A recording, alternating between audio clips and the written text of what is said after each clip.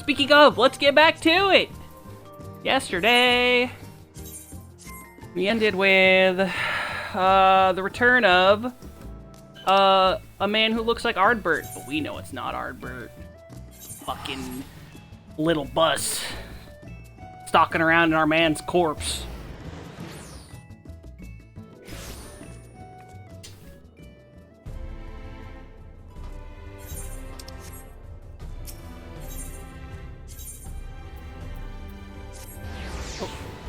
We're not going to the Dossel Gate? Oh, we're not going to the Dossel Gate. Oops. Where are we going? Where are we dropping? Oh, we are. Okay. Dude, Mr. Bus is taking over our mans. That's not acceptable. Ardbert is a good noodle. That's the theme of this game. Good noodles only.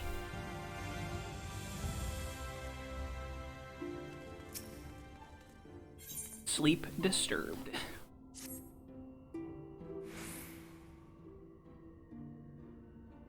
You did well to dispel the falsehoods surrounding the Warriors of Light and their actions prior to the Flood. Though I must say the reappearance of Ardbert, or rather one who appropriated his identity, was a rather curious development. He is an imposter, of that there is no doubt, but to the masses he will appear as a hero returned from the grave. After the Warriors of Light were laid to rest in Yulmore, the people prayed fervently to the gods to deliver them from their plight, prayed that these fallen heroes be born again for their sacrifices. What bitter irony. I, for one, would like to know why Ardbert urged the people to become Warriors of Light themselves. Ere we take action, we must needs ascertain his intent. Let us pray that Master Alphino returneth soon, with that most essential knowledge. For now, I think it best to apprise Thancred and Reen of our efforts. When we do confront Ardbert, we shall no doubt have need of their strength. Agreed. I think it prudent we all take measures to prepare for what is to come.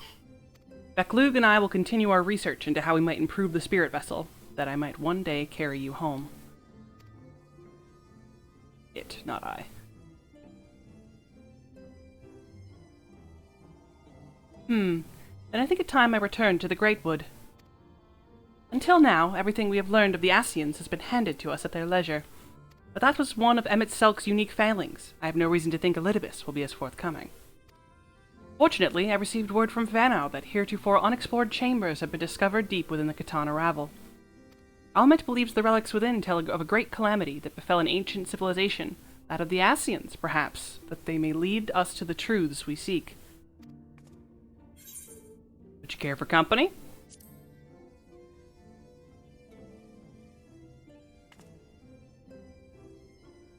I wouldn't dream of going without you.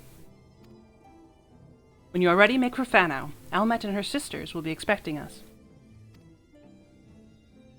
Then let us be about our tasks. Pray give my regards to the V's.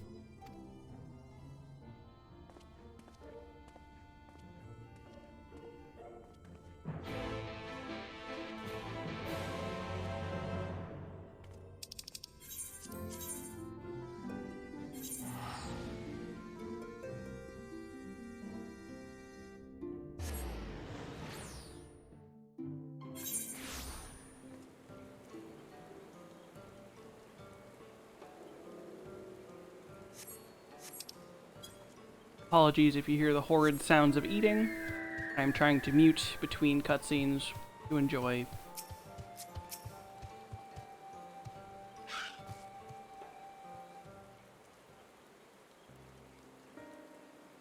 Welcome, allies of Bronca. We have accomplished much since you last came. With the White Lord, what? Blah, blah, blah, blah, blah. English is hard. With the Light Warden dead and its minions dispersed, we have at last reclaimed our hunting grounds near Raktika Falls. It was there that we discovered more ruins. Although we ran afoul of no traps while exploring its halls, we determined the innermost chambers were warded by magic. We all were in agreement. Before any investigation could proceed, you should be summoned. We are grateful that you did. From what you have told me, I strongly suspect that the wisdom my comrades and I seek can be found within. This wisdom could prove invaluable, for we may soon face a foe whose greatest asset is our ignorance. I see. Then it is good you have come. Ronka was once home to the greatest of weapons, knowledge and understanding. And it's our duty to ensure you and yours do not want for either. That said, we must proceed with caution. To have reached the inner chambers unmolested suggests a more formidable deterrent yet lies within. Come now, surely any threats sleeping within the ruins pale in comparison to those we've faced thus far. This is not a game, sister. You should not be so eager to run headlong into danger. Oh, and who was it pining for the return of our allies that we might venture into the ruins, clutching her sap at night, wishing it were? You promised not to tell! Then I suggest we be going. Get back here!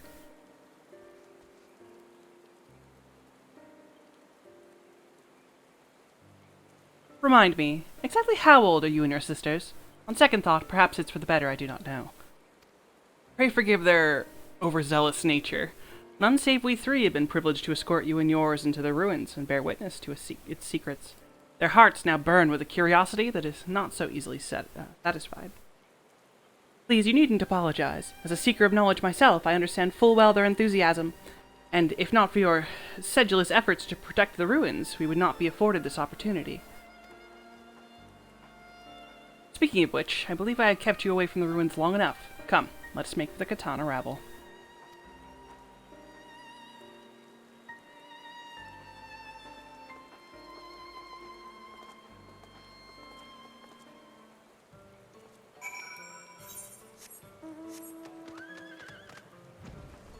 Tally-ho!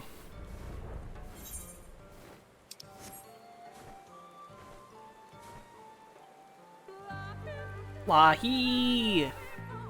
Been so long.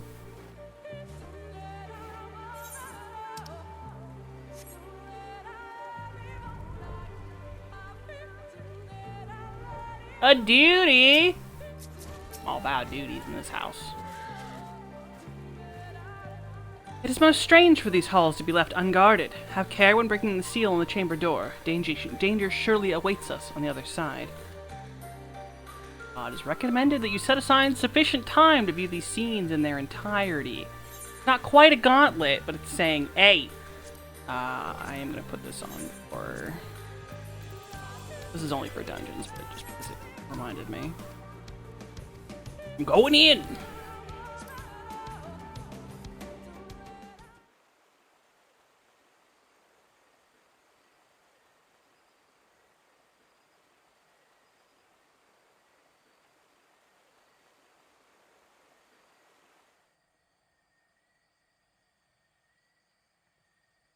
Come.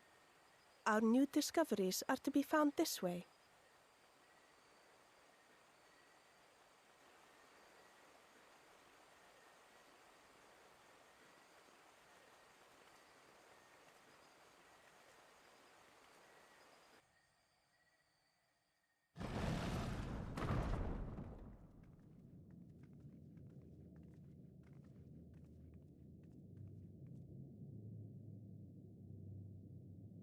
The people of Ronka are known to have venerated animals, but these features do not match those of any indigenous species.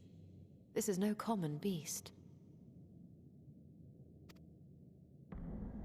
Though that much is plain from its proportions. Lifelike, is it not? One could almost imagine it breathed.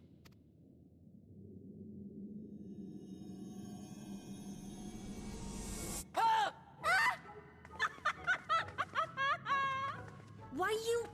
Ugh.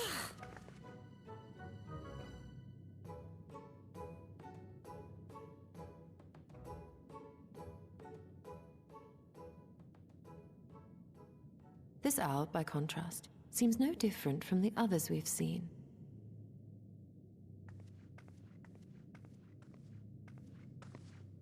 The sealed door lies ahead.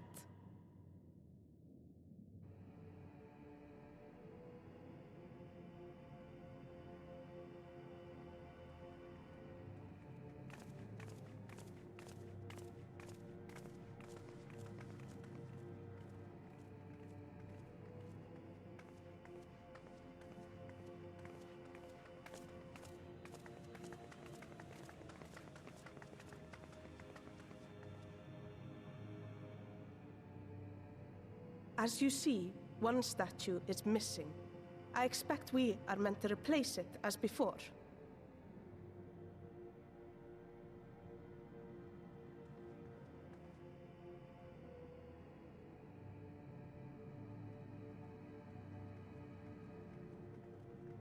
too simple. There will be some additional defense mechanism.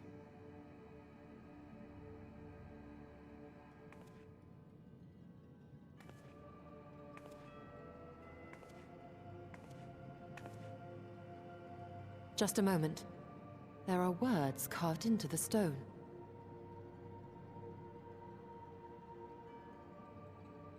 He who would disturb a hero's deserved slumber shall instead waken the beast and know his folly. Wait! Don't!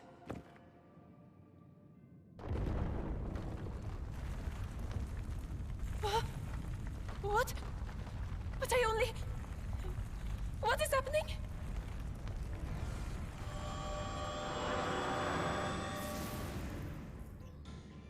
Oh no, oh no, oh no, oh no, it lives! Why am I not surprised? Prepare yourselves. Show us fucking done with this shit.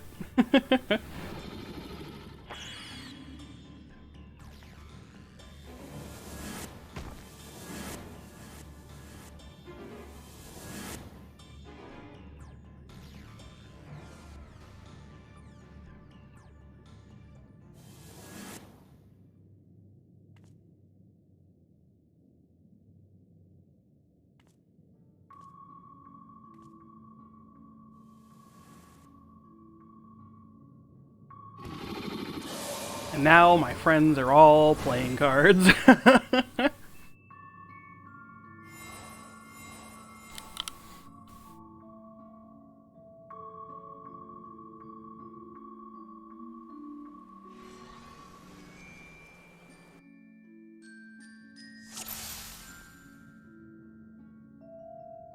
You trespass, mortal, upon sacred ground. In retribution, 4 souls have I bound.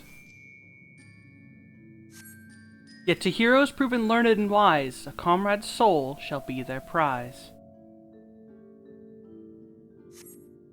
You would see theirs set free, answer me these riddles 3.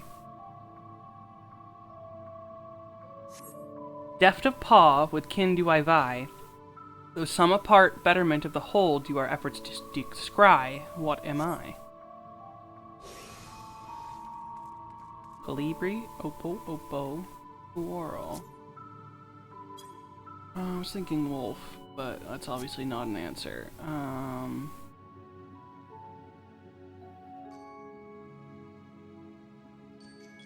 Probably Oppo. Indeed, the Oppo is keen and shrewd, the spirit of ingenuity by whose guidance the Ronkids did prosperity pursue. The riddle's answer you did discern, and thus to you a soul returns.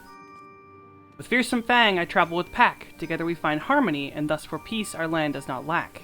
What am I? There we go. Statue. Indeed, 'twas the spirit of the wolf their doctrines praised, that they would know peace and harmony to the end of their days. The riddle's answer you did discern, and thus to you a soul returns. On my belly do I crawl, but my strength does prosperity reign within our hall. What am I? Snake.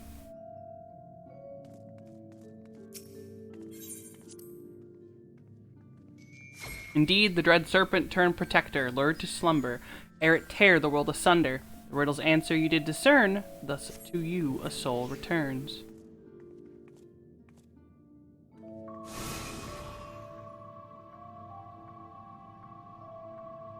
Desire you that which I yet claim, then we shall play another game. A test of mind and memory, choose wisely, and you all may yet go free. Twixt these talismans hide friend and foe, choose your companions well, or sorrow no.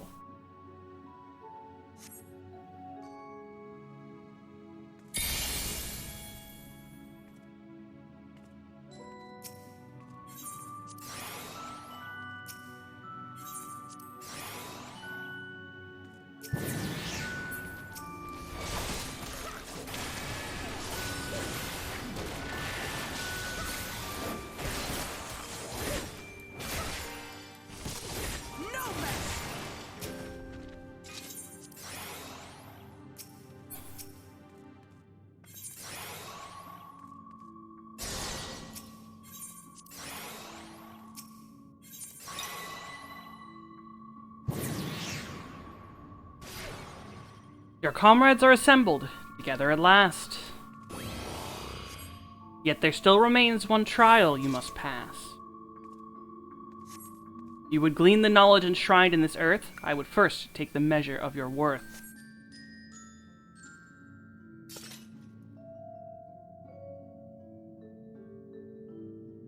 One worthy of she who the Ronkans extolled must be strong of mind, body, and soul.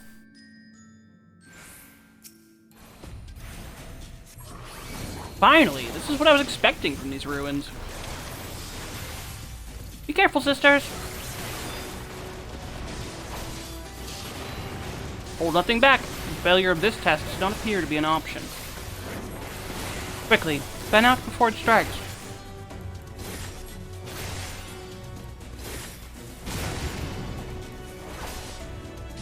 Its sights are set on Y'shtola. Hurry, we must protect her.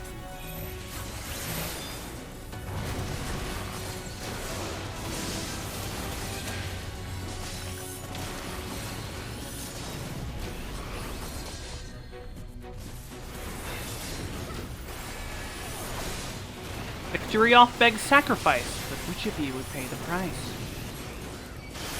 Here I come. Apparently me. Kenliana, hurry, we have to save her.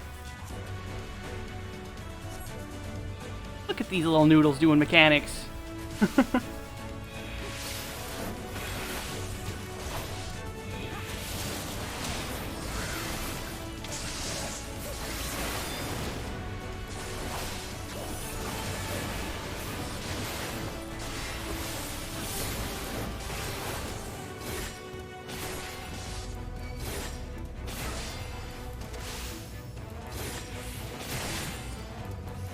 Impressive.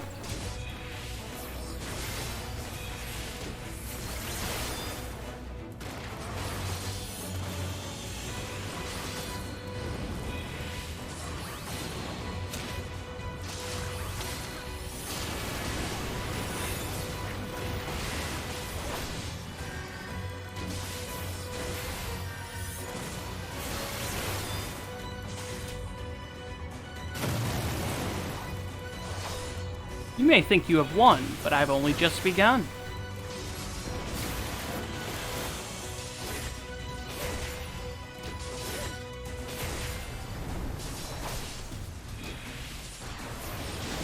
Poison! Come, gather around me.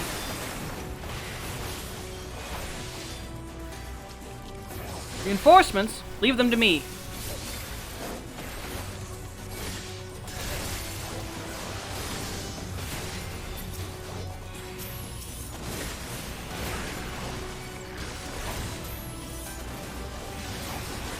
Mustn't waste time with the slime. Focus on the Guardian.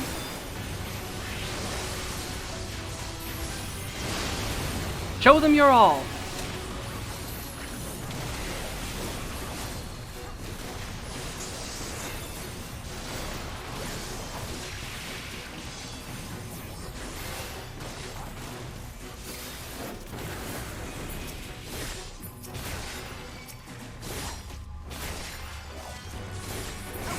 Well fought, hero. The trial is complete. The way is open, and thus, I concede defeat.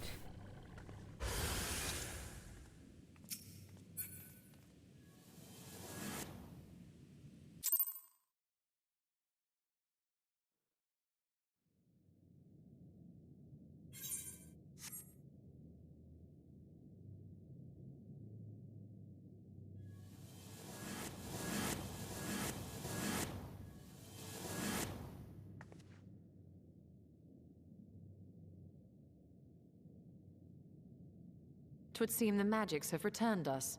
How polite. Now, what have we learned? Ah, we were bound to run into a living statue eventually. And now we can open the door.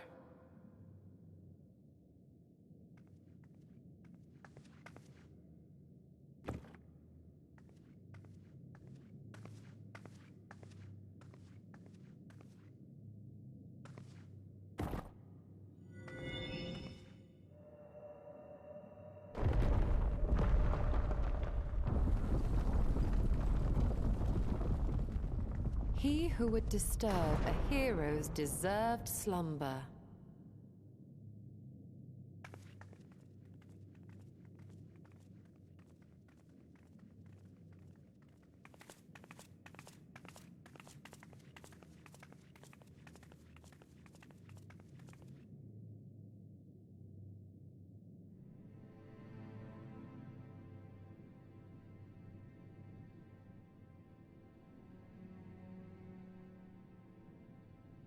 A tomb, just as I thought.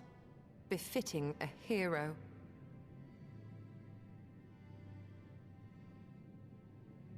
She is Vis. Could it be the Archmage Tiuna?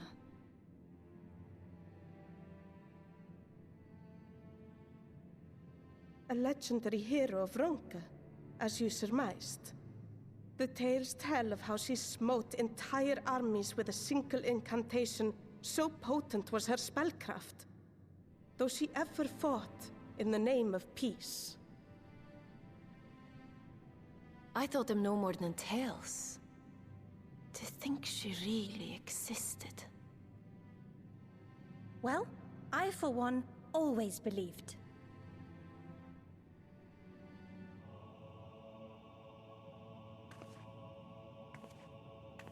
I wonder. By the light of fallen stars, great power awakens. Tiuna was not only a master of spellcraft. It is said she could see truths long lost and hear the voices of men's hearts.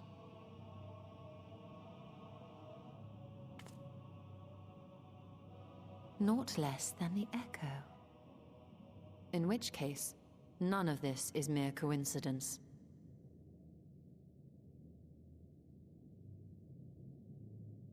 A shower of stars setting the sky aflame. And in both this world and the Source, we find individuals within whom a mysterious power awakened at the sight. We can never unpick the why of it. Now, however, I believe we might. Does the scene depicted here not resemble the one we saw when we first ventured into the Katana Ravel? Moreover, does it not recall that which Emet-Selch invited us to witness in Amarot?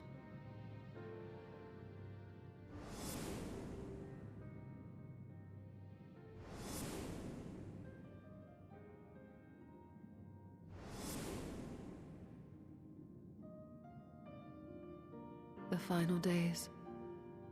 If, as the XIV's research suggests, soul and mind share a fragile yet profound bond, might it not be possible for an event to leave such a deep imprint upon the soul that it could be perceived eons later, given a suitable trigger? The echo defies explanation by conventional etherological theory, or shall we say modern etherological theory. But if it is a power that once belonged to the ancients, to souls yet undivided,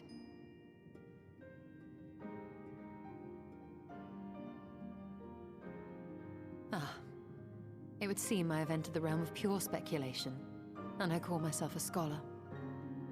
I shall refrain from making any further wild claims until such time as I have evidence.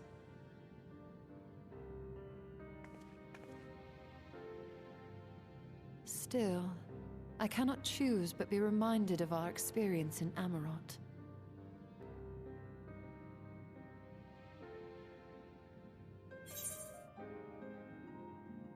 You must recall Emet-Selch's dying request.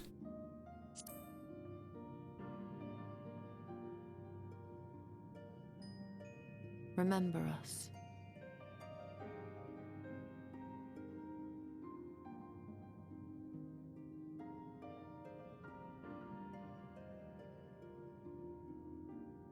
History is learned, not lived. We have always protected the tales of Ronka, just as we have protected this place. But we are mindful of what our mothers taught us. We see the past through our own eyes, and speak of it with our own words. Thus do we come to understand it in our own way. But this is not the same as remembering. Your mothers were wise. Though we witnessed the final days, our impressions cannot fail to be colored by our own experiences and expectations. Those who lived through it would have perceived the event quite differently. We must bear in mind that it is no simple matter to keep the truth alive, or it will die with Emmett Selk and his kin.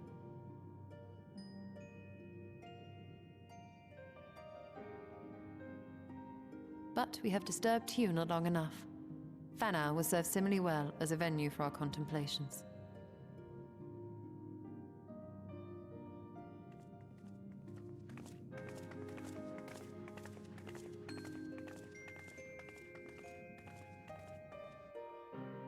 I appreciate you, Stola. And I will be right back. During that cutscene, I managed to spill sauce on my shirt like a goddamn animal. I'm gonna go change. Get back.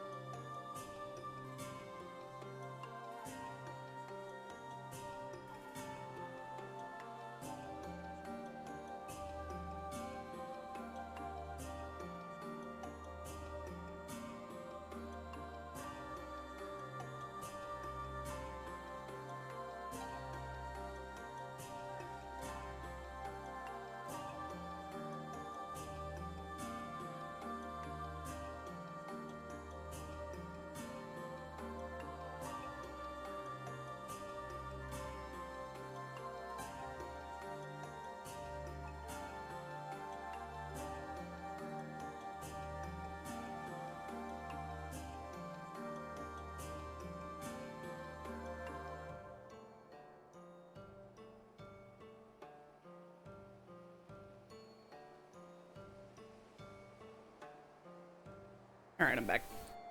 Even though we're not playing Mass Effect, I put on my new N7 shirt in her honor. I was wearing my N7's hoodie, but it was too hot. By your pensive expression, I take it the tomb has given you much to think about.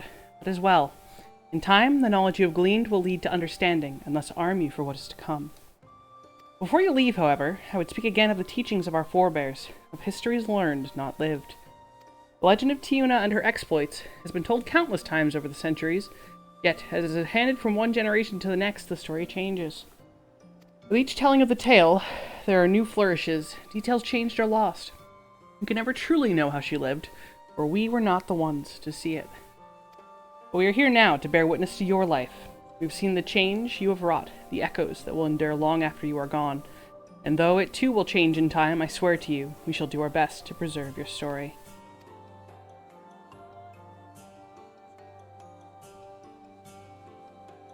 I hope you'll forgive me if I don't make an oath of my own, but I think it goes without saying we could never misspeak of your heroism. Perish the thought. So long as we're here, there are none among the V's who will not know of all you have done for Norvrent. You're not deserving of such reverence, but we are grateful all the same. You can be certain that we will have our own tales to tell of the great guardians of Raktika and the ruins of Ronka. I pray you safe travels then. As ever, we shall await your return with open arms.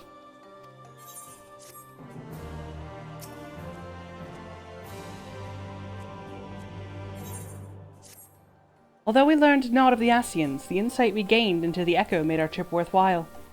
Before we return to the Crystarium, however, there is a small matter I would attend to in Slitherbough. Might I trouble you to come with me? Thank you. After we arrive, I should have a brief word with Runar.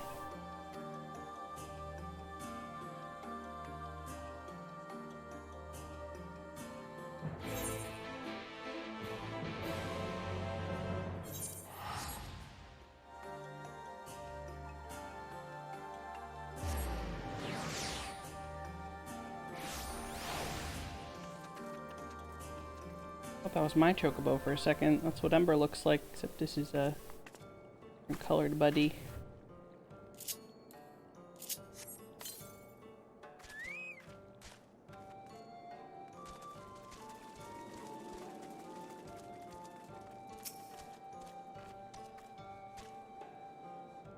Liliana, it is good to see you. You've arrived at a most opportune time. I was preparing a pot of my famous stew. Come, I will ready a place for you. I'm sorry, Runar, but we haven't the... Please, I insist. It will take only a minute.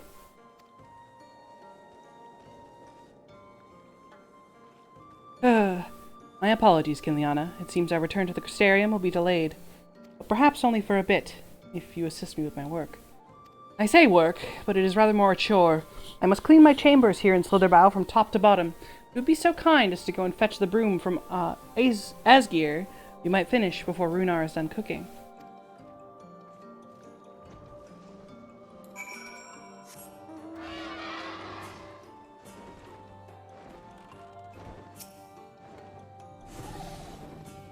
A broom for Master Matoya? I cannot imagine why she would have need of such a thing, but here you are. It is old but sturdy, and sure to suffice.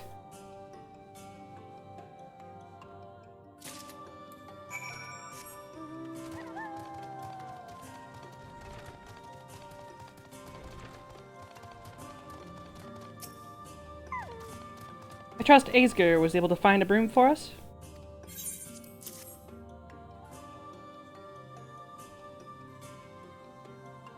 Well worn. Good. This will prove difficult otherwise.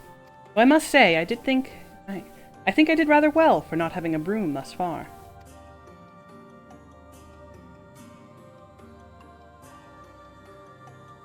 Yes, well, you weren't buried beneath a veritable avalanche of books when you entered, were you?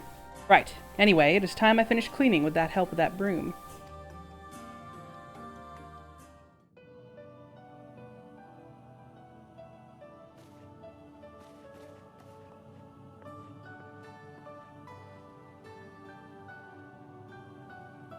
Oh, that's not how you use a broom.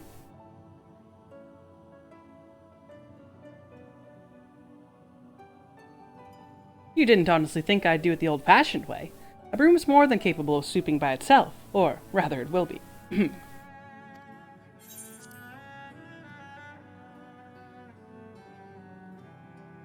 Time to rise, to swish and sweep. A tidy chamber you must keep. For this task you shall be bound, until no dust is to be found.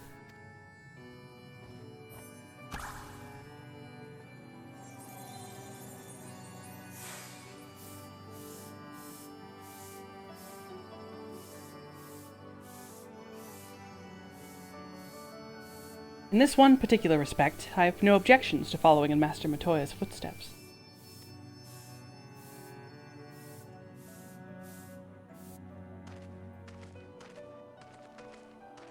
In future, I may need you to remind me the pursuit of knowledge does not preclude other equally important duties, such as maintaining clean quarters for said pursuit.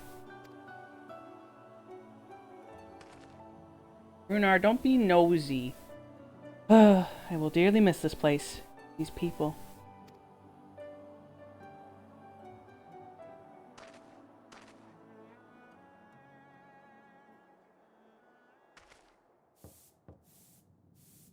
But Master Matoya, pardon the interruption, but the stew is ready.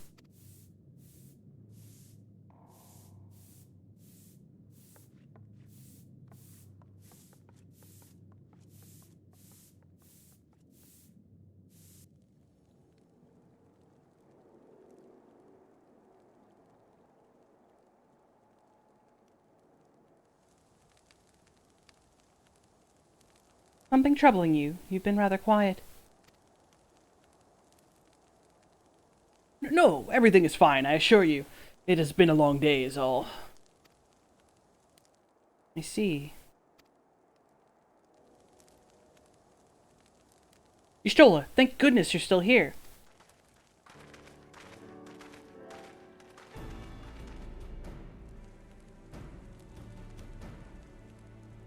Alphino, I thought you were following Ardbert. I was, though I'm sad to say I lost track of him shortly after entering these woods. He seems determined to traverse every ilm of Norvrent, and is in his quest to spread the truth of the Warriors of Light and the Flood. And it seems news of your address to the Crusarian precedes him at every destination, making his task all the more simple. It remains to be seen what end he encourages the people to become Warriors of Light themselves. There's no denying that his words have struck a chord with many. Well, we're all agreed that it's just another Ascian ploy, yes? They've commandeered corpses before, and to no good end. I see no reason to think this time is any different, especially when it's that of a fallen warrior of light. I doubt we'll learn more if we remain a step behind. His next destination is, in all likelihood, Slitherbow. Alize, are you certain you should be here? You're concerned about Halric and the others, you needn't be. Their treatment is going well, but progress is slow and exhausting for all of us. The best thing I can do now is to let them rest, so I believe we are about to discuss how to arrange a meeting with our would-be Warrior of Light. Before visiting any towns or villages, Ardbert would hunt down and slay a nearby Sin Eater to earn the locals' trust. Our best chance of getting ahead of him is to find one before he does. Thankfully, Thancred and Reen are returned from the empty and have taken up the search. Reen believeth one may lurk beneath the boughs of Woven Oath. And that is where we shall start our search.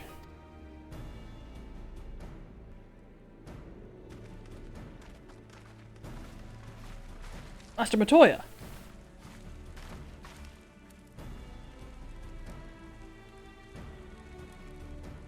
A warm bowl of stew will be awaiting your return. I look forward to it.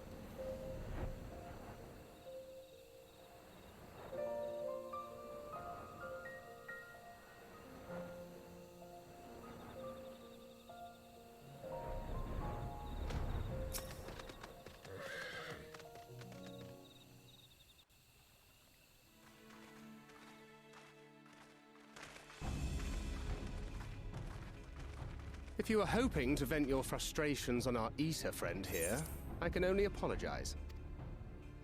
Few as they are now, it took us no time at all to track it down. That suits our purpose perfectly. Now we need only wait for Ardbert to arrive. Weren't you two meant to be attending to the empty? We were, and are, but we can hardly ignore the rest of the world. So we thought we might see how things were coming along. From what we can gather, the answer is strangely. Right now, we think we can do more good here. It is heartening to have all present. Indeed. We will be glad of the additional hands should matters escalate. Our quarry has come.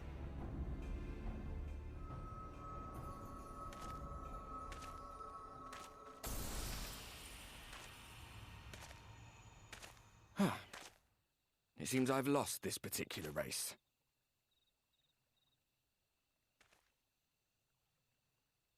Although I suppose it's only fair. When we first met, it was I who outpaced you. Ravana, was it?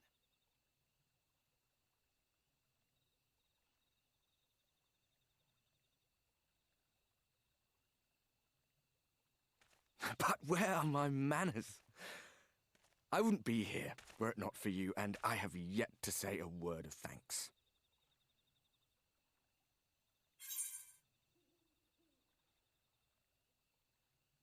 Send a friendly. Ardbert.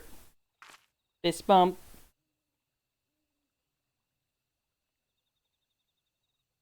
I'm giving you trouble? You should have it examined. You're not. Ardbert.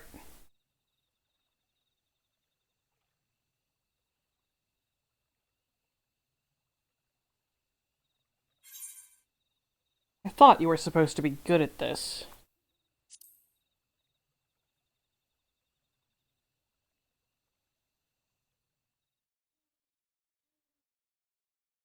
Very well. Let us forego this pretense. After all, it was never you that I needed to deceive.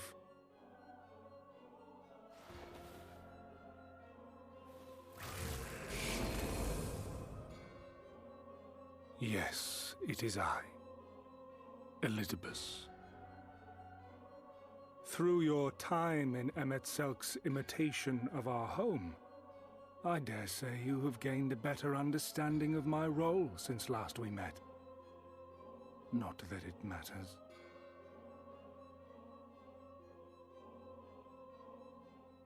We understand your role, emissary, but not your goal. What is it that you seek to achieve? I seek to enact the will of the Convocation, of course. If it helps you to think of me as but another Ascian, no different in nature or purpose from the rest, you are welcome to do so. Once, I would have said your goal was destruction alone. Now I understand that you fight for something you love, just as we do. Yet though we seem doomed to clash, I bid you consider Emet-Selk's final words. Remember that we once lived, he said. Had he not seen some glimmer of hope in our kind, I do not believe he would have spoken thus.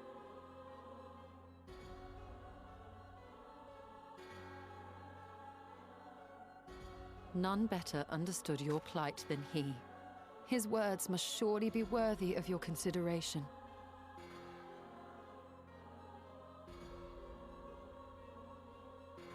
Emet-Selk.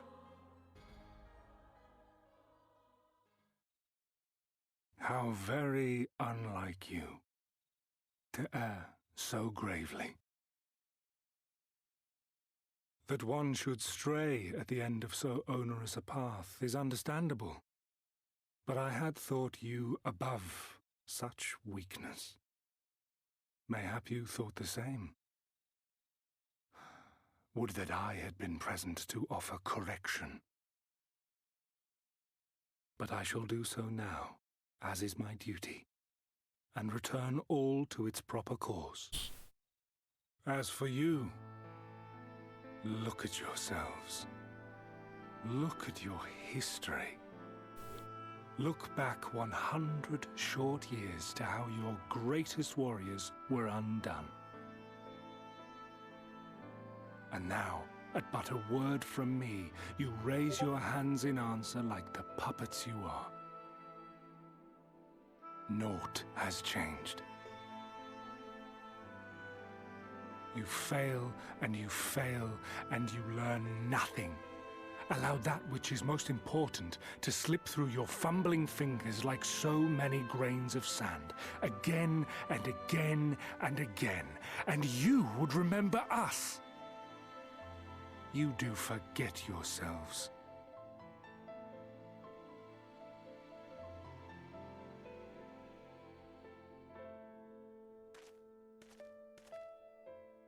There is no common ground to be found between you and I, nor do I require any. I have my duty. Wait!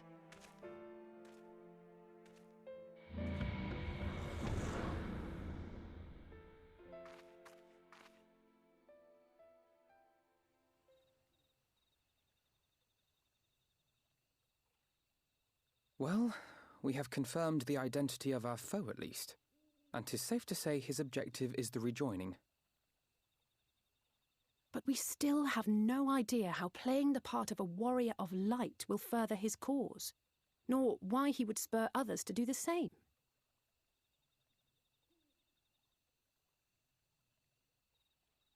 Another visit to the Tempest may shed some light upon these mysteries. Whether we are to exchange words or blows with Elidibus at our next meeting, the fact remains, we know too little. Ere our paths cross again, I would learn more of the world that once was, and of Elidibus himself. In this, we would be best served going directly to his home, much as Emmett Selk came to ours. Though I see the wisdom in thy suggestion, the Amarot we visited is but a phantom born of Emmett Selk's memory. I fear it will teach us little that we do not already know. I quite agree. Yet the ruins of the actual city remain unexplored. Given the vastness of the Tempest, I should not be surprised were there more such structures like to those in which the Ondo reside.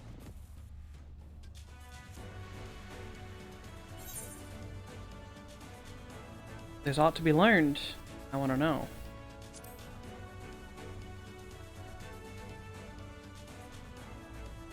A woman after my own heart.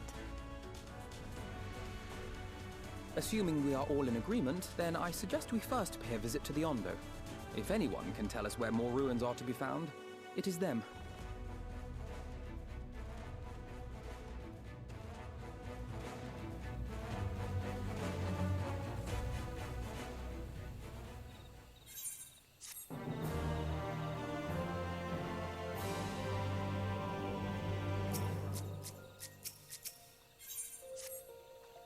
Alfino has the right of it. Let us pay a visit to the Ondo. We should speak with Tolshath first. As chieftain, he is doubtless privy to a great many secrets.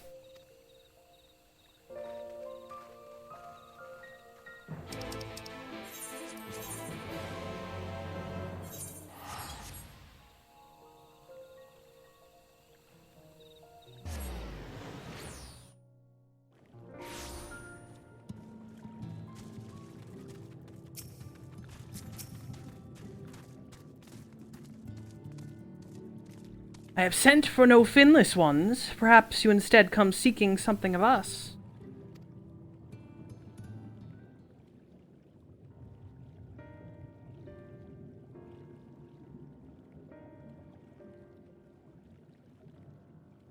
Ruins which your kind have yet to explore.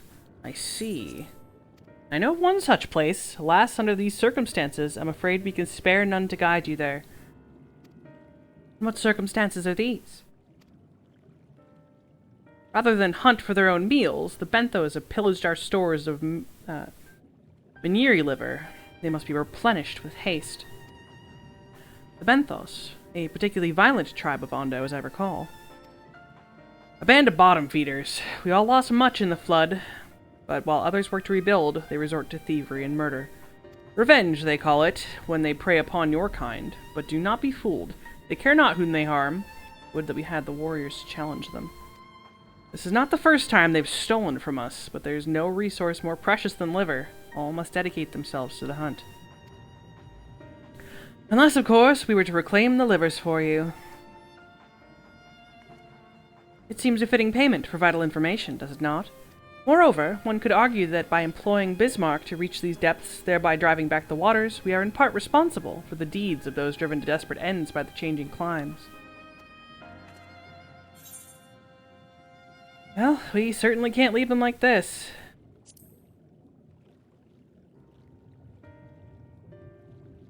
I thought you might say that. You've never been one to miss an opportunity to help. Reclaiming the stores it is, then. We would be grateful beyond words if you did. Benthos have surely taken the livers back to the Flounder's floor. Be warned, there will be no shortage of guards waiting to spear intruders. Then we will have care not to draw their attention, shall we?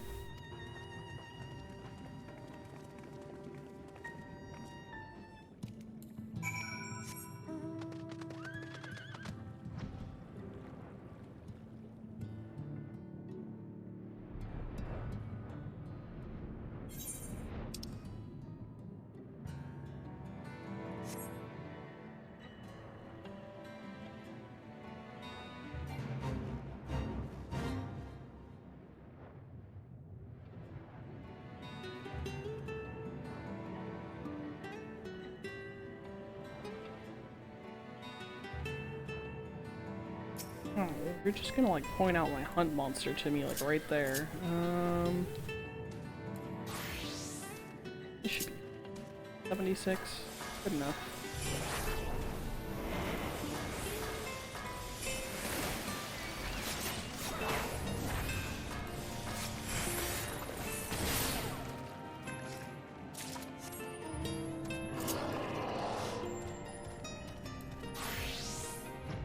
You know, mind the fact that I used the big attack before trick attack. I'm a bad ninja.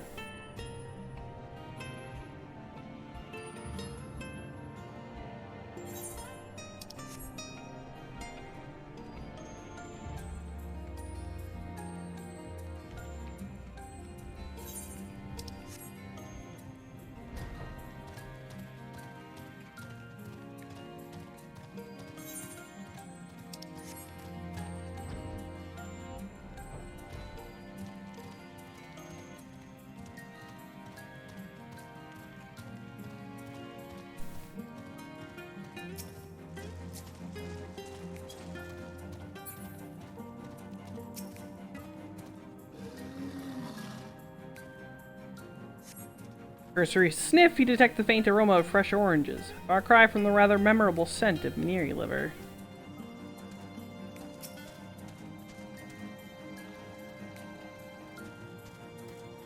Probably in that corner.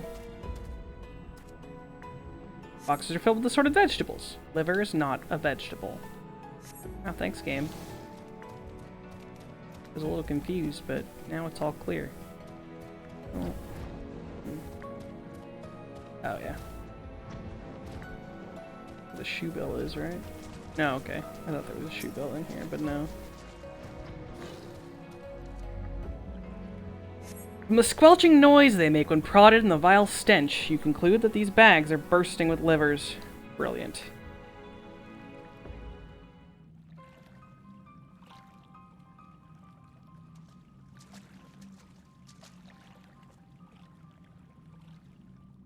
Are those them?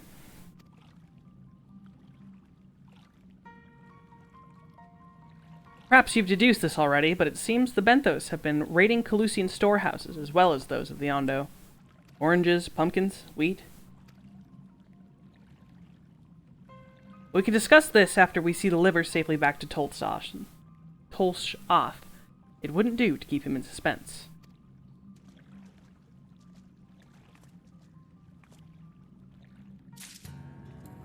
Fran really be about to make me carry 3 bags of liver all on my own. A bad friend.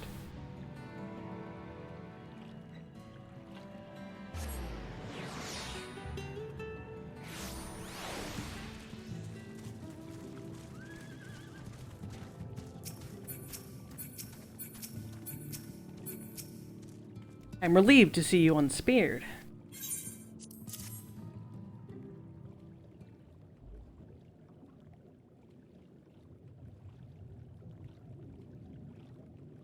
Our precious livers! I knew you would not fail. We also found all manner of foodstuffs from Calusia in the Flounder's floor. Tell me, Tolshoth, does that seem odd to you? It's brazen, to be sure. I'm reminded of rumors I've heard recently concerning a rash of thefts from Calusian warehouses. The perpetrators enter in the dead of night and are gone before anyone has realized what has happened. The Ilmoran army has been investigating, but thus far to no avail. Perhaps the reason they have struggled so is that their quarry is at the sea. The true question, then, is what we mean to do about it.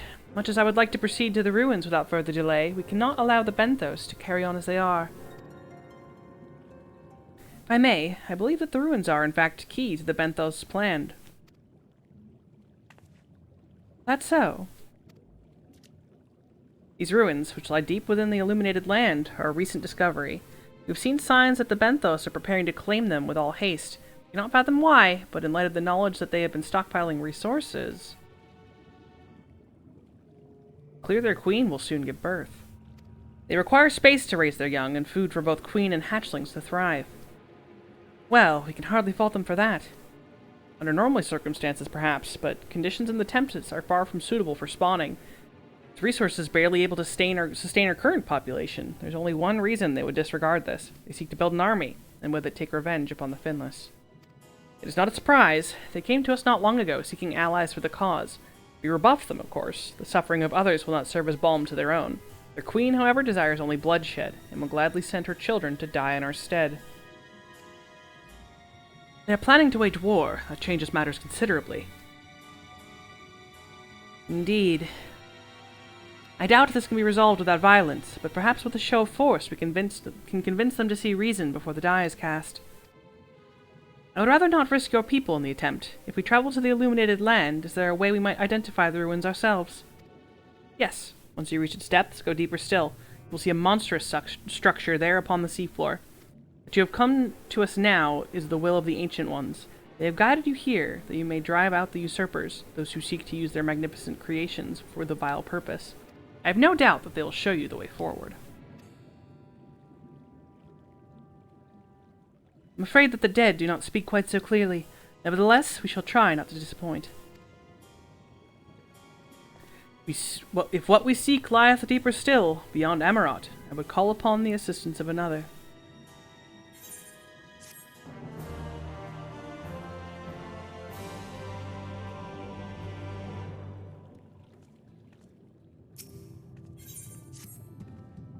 Though our course hath been decided, to pursue it we must needs beseech the aid of a friend. Aye, I speak of Bismarck. Pray, follow me to Sullen, that we might seek an audience with him once more.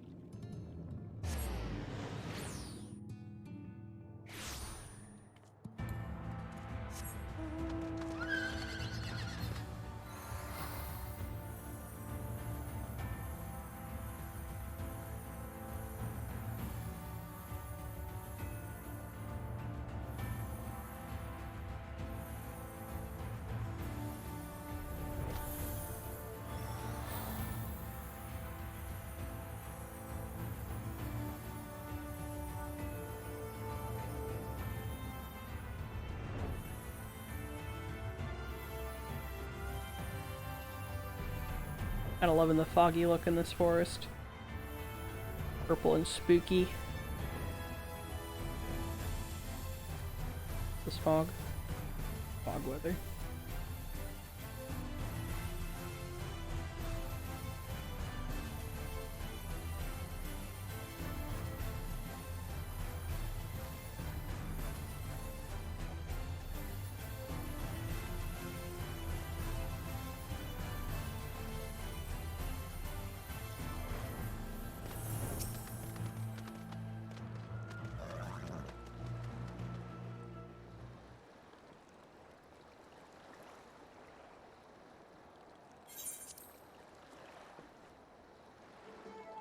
From here we press onward to the Isle of Ken.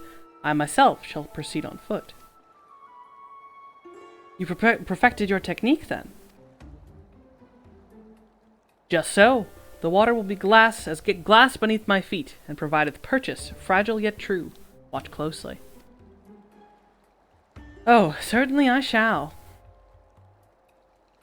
Forgive me, but would it not be easier to perfect your swimming technique? Aye, it would be a pity if you drowned, truly. Oh, hush, I'm sure it'll be brilliant.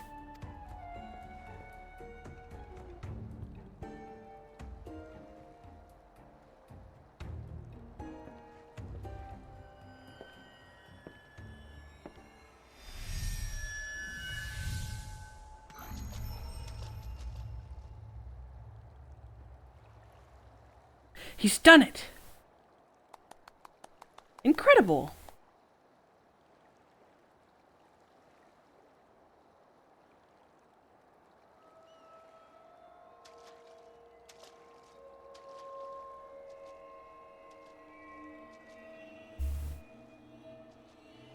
Even spookier with the fog. Uh-oh. Whoop! Mariange! Oh, for the love of...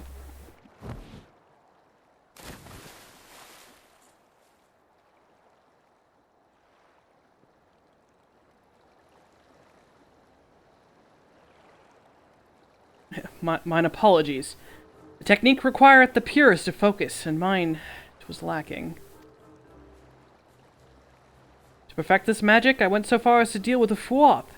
With their aid, mine efforts finally met with success, albeit on a single occasion.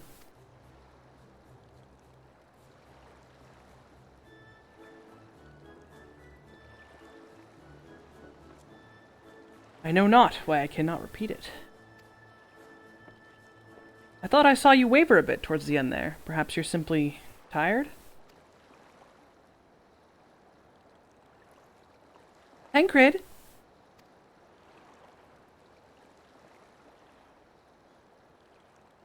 Nothing to worry about. Only a dizzy spell, though it may not be wise to go for another swim just now.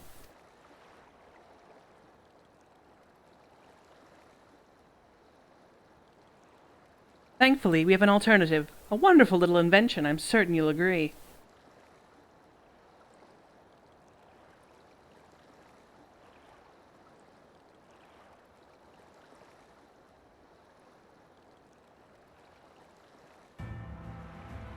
Dolish sassing him like dumbasses get in the boat.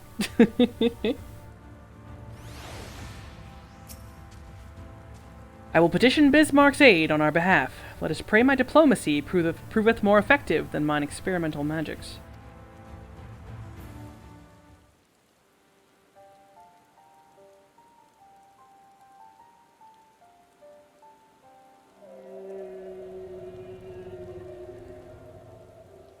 You speak with the voice of the king, little neighbors. I will not deny you.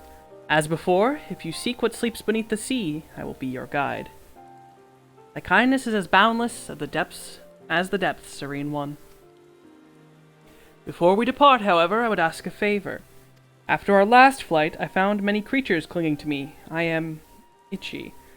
Remove them, and I will take you below. With all haste it shall be done.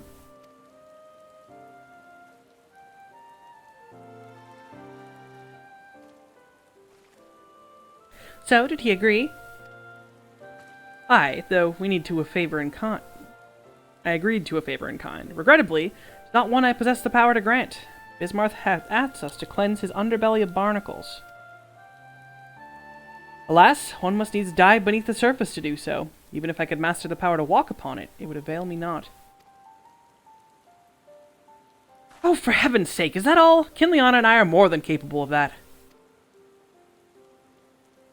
With the Kojin's blessing, we'll have it done within moments, and better than standing here listening to all this nonsense. I'll take the right, you the left. Now go. Yes, Mom.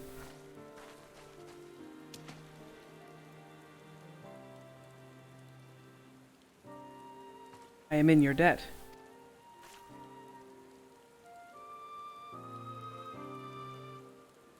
Again, guys, we can breathe underwater! Fuck! At least Alize remembers it sometimes. Allie hit. Oh, I couldn't. Hello? I would like to jump off. Hello? Hello? I guess I have to fly down. I'm not allowed to jump in the water. Going in.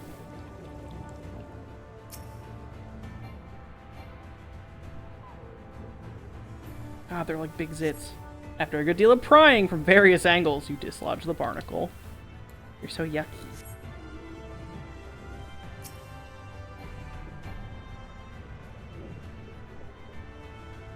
After a good deal of prying from various angles, you dislodge the barnacle.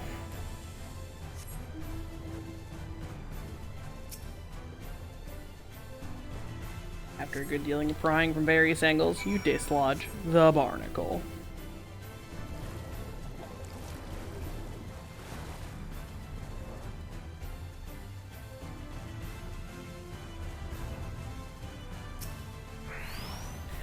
Thine efforts are most sincerely appreciated. I will inform Bismarck that we may depart without further delay.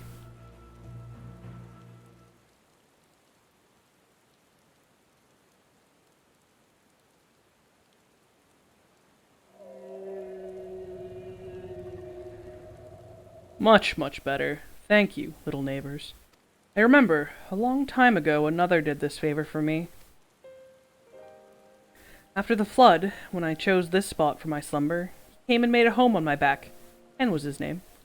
When I grew itchy, I stirred, but he was not afraid. No, he asked me what was wrong. I told him of the creatures clinging to my belly, and he dove into the water. He helped me. He was my friend. He told me he wished to live in peace, away from his people and their wars. This I understood. I treasured our time together, brief though it was, brief though it always is, but I remember him and how he laughed when we flew. I remember when he slept. I too slept that day, and many days since. But the light fades and the darkness returns, and sleeps, but in memory he laughs, and together we fly. And I am here. I am awake. It feels good to speak and to be heard again. A shame others cannot understand me. If thou art willing to learn, I would gladly teach thee the language of man.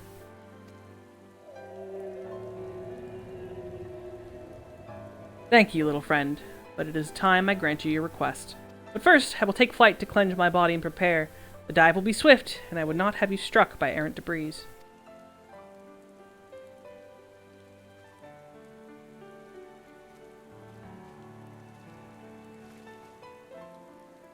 This island was named for a man. How easily the past is forgotten. He passed not on even 100 years ago, yet the truth has slipped from history like so many grains of sand. Might I have some explanation of what he just said, or shall we stand around making vague and mysterious allusions? While he maketh ready to deliver us unto our destination, Bismarck bade us wait for him on the shore of Colusia. That's all? I feel as though there was more to it. Indeed there was, but it hath no bearing on the task at hand. I should be glad to share the rest with you anon. Fine. Later, then.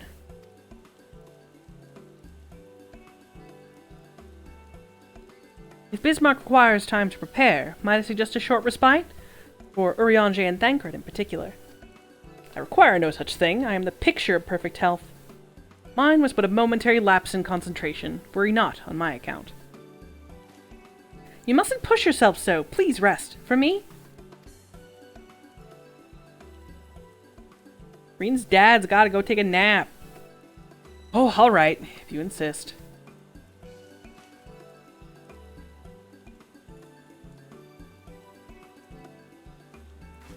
You too, Kinliana. You've been running yourself ragged. Yes, ma'am.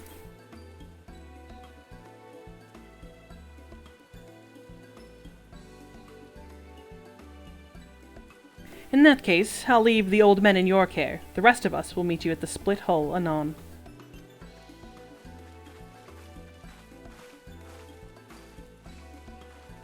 A word of advice. Never let it show.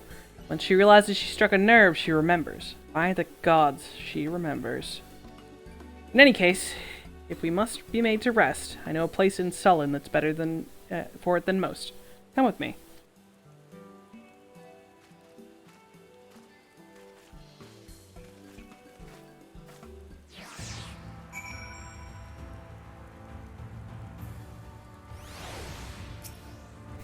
May as well have a seat. We wouldn't want our elderly knees to give out.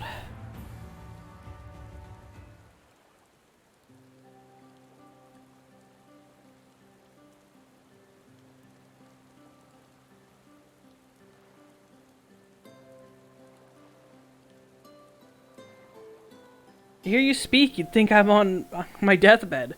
By the 12. I wish that girl wouldn't worry so much. Thy countenance belies thy words, Master Thancred. I'm sure I don't know what you mean. Let the record show that I am here under protest. Though, I can't say I mind the view.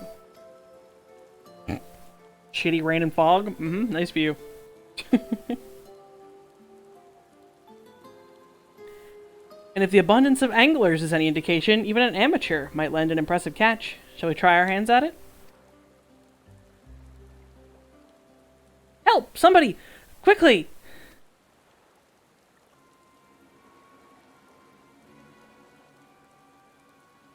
It's Nightshade! We was attacked on the road from the Crystarium. Barely escaped with my life! I suppose we might have predicted this.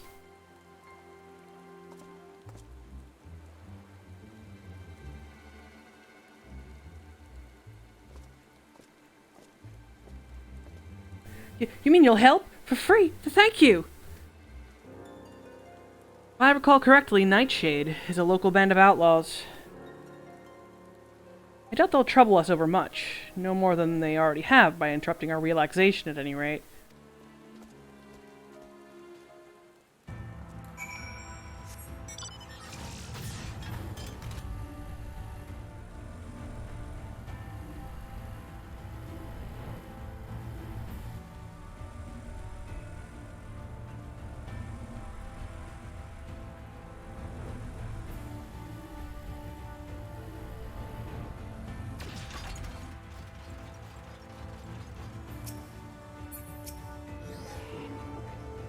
These two have matters well in hand, by the looks of it.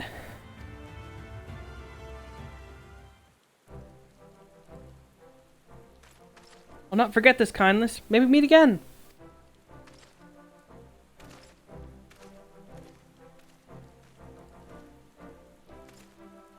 Is that you, milady? Don't tell me we just deprived that poor fellow of the honor of being rescued by the Warrior of Darkness. We had no idea you were in the area. Fancy us meeting again so soon, eh? Why, I believe I even recognized your companion. Ah, yes, from the infirmary. You had a message for the Crystal Exarch, did you not? Good to see you back on your feet, and on patrol, no less. Ah, it's nothing as official as all that. Strictly speaking, we're off duty, but as we had a free moment, we thought we'd give a few of the less traveled roads a look. The guards don't have enough hands to patrol them regularly, you see. Admirable. There are few so devoted to their duty, in Lakeland or beyond.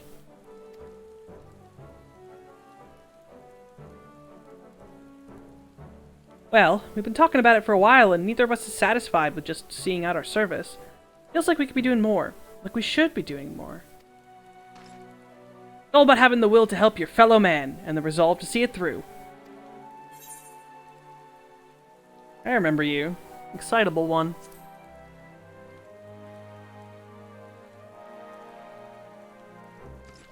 Sorry, milady. I got a bit overexcited the other day. Couldn't get my words out. The name's Vonard, milady. I'm with the guard, but I don't just want to protect Lakeland. I want to protect the lot, just like the Warriors of Light.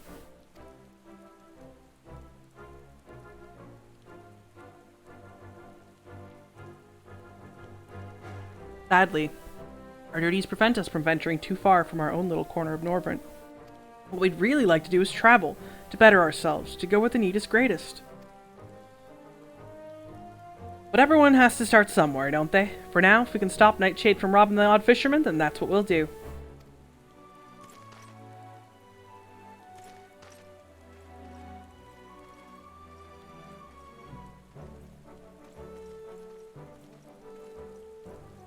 Well, well, future heroes of the first, do you think?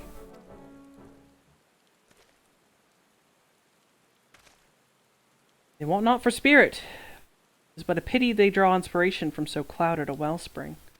Yet it avail us not to fret in idleness. We must needs press on if we are to bring Elidibus' schemes to light.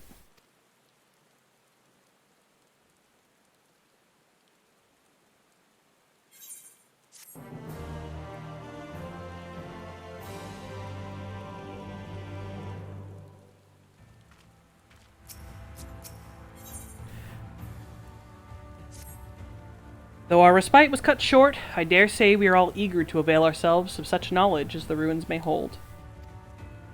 Aye, I doubt further contemplation of Elidibus' machinations will be conducive to relaxation. We may as well make it for the split hall now.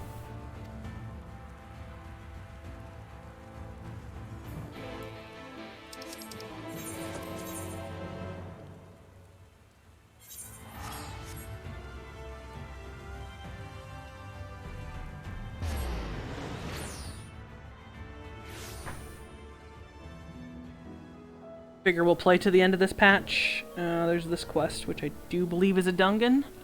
Let's see. We Dunganin? Yeah, we're Dunganin. Dungan and one more quest, and then we'll call it a night. This part might end with this patch, but it probably ends with the next patch.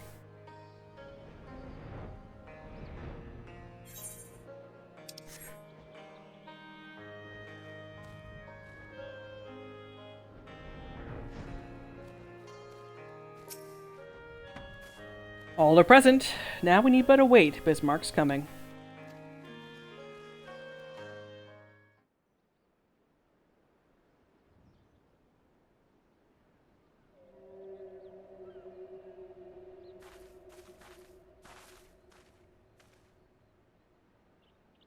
'Tis time. Pray make ready.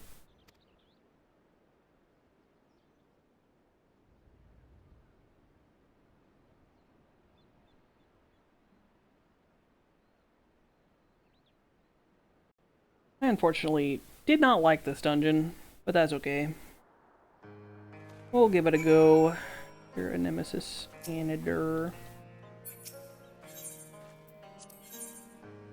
Yep, that's the squad, alright. We bring Reen, just because she's a precious young girl. We bring Reen. Here we go.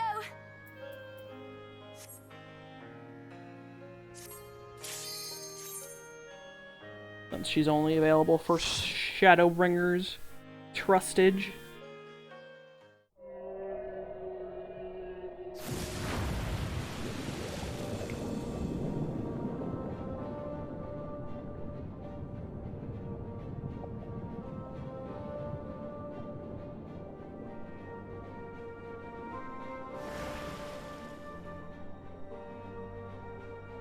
This dungeon did have a really fun big pull, if you had a tank and a healer who could do it. You basically pulled a bajillion enemies at the end, boss to boss. To the depths. I see we're not to have a peaceful journey.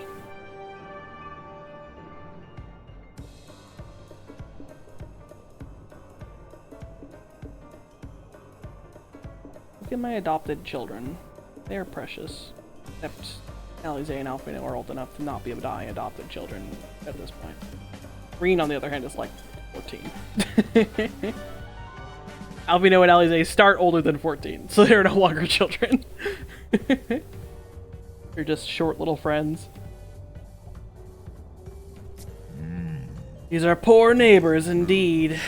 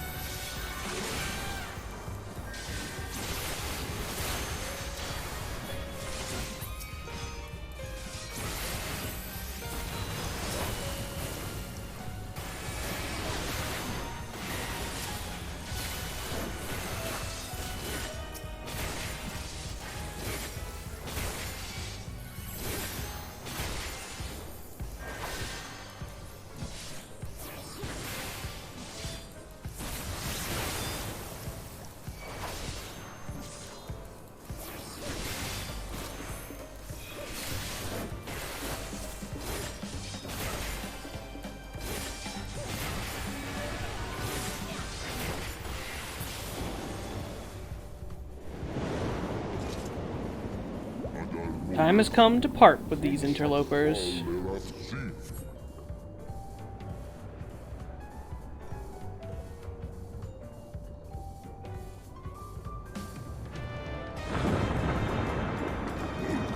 The walls fall. You must hurry.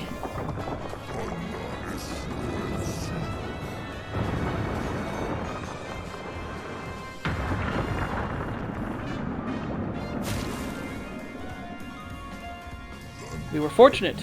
What is all this?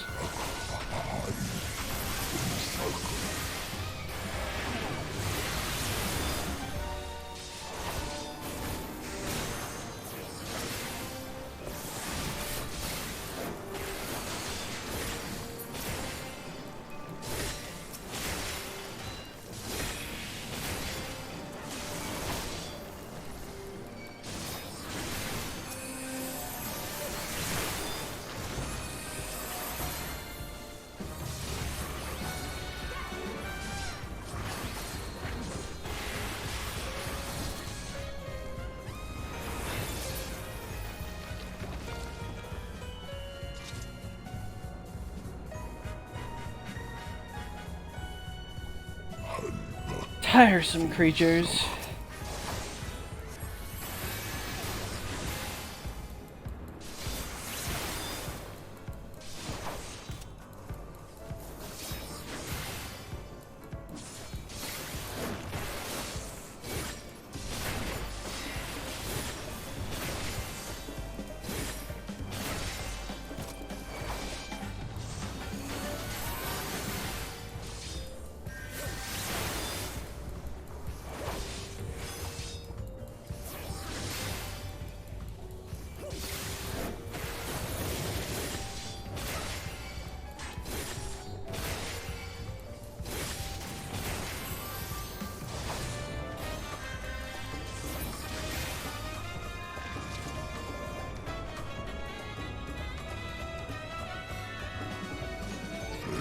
There it lies. I give you my breath.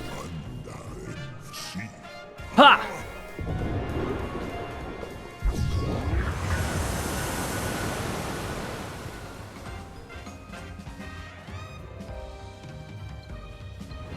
Your wish is granted. Go, little wanderers.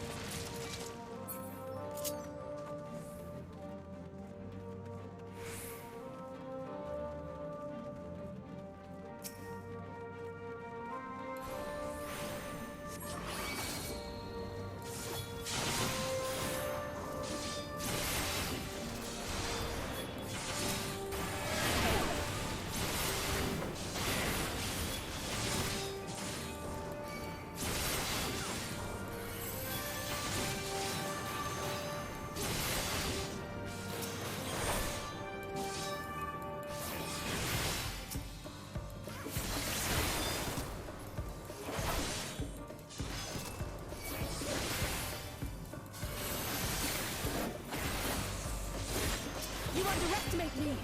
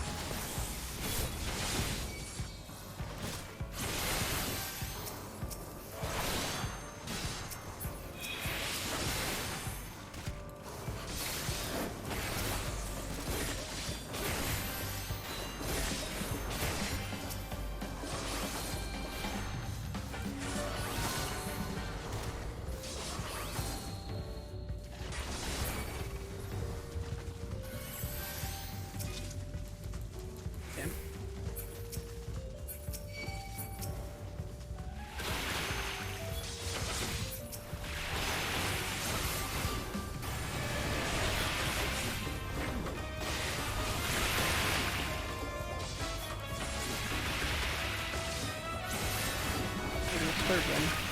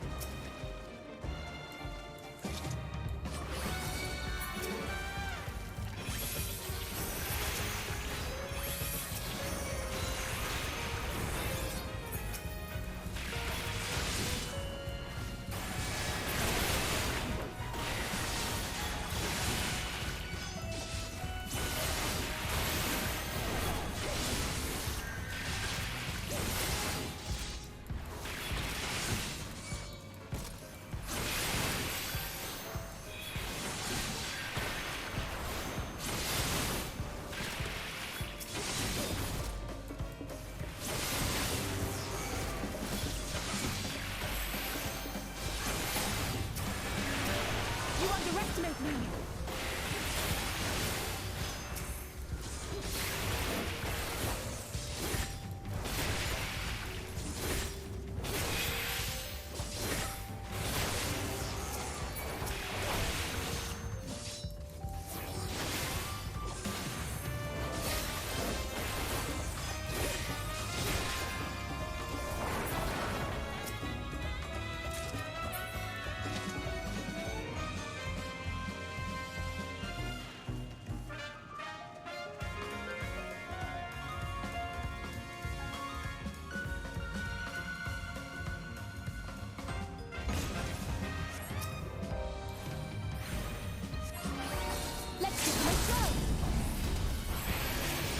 As they woke up and chose violence.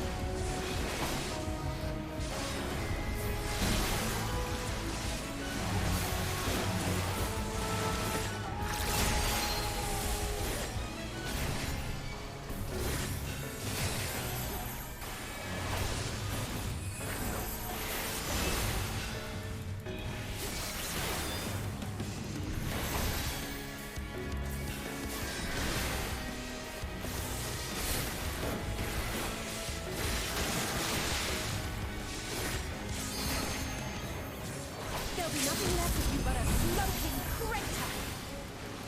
You tried, obviously. Not good timing.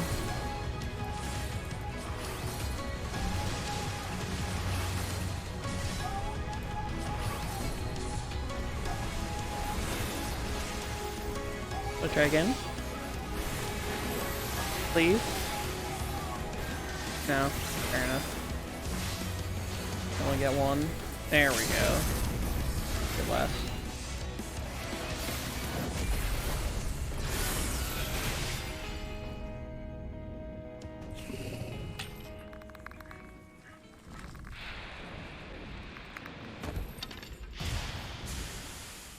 Just evaporated a pregnant woman. I hate when that happens.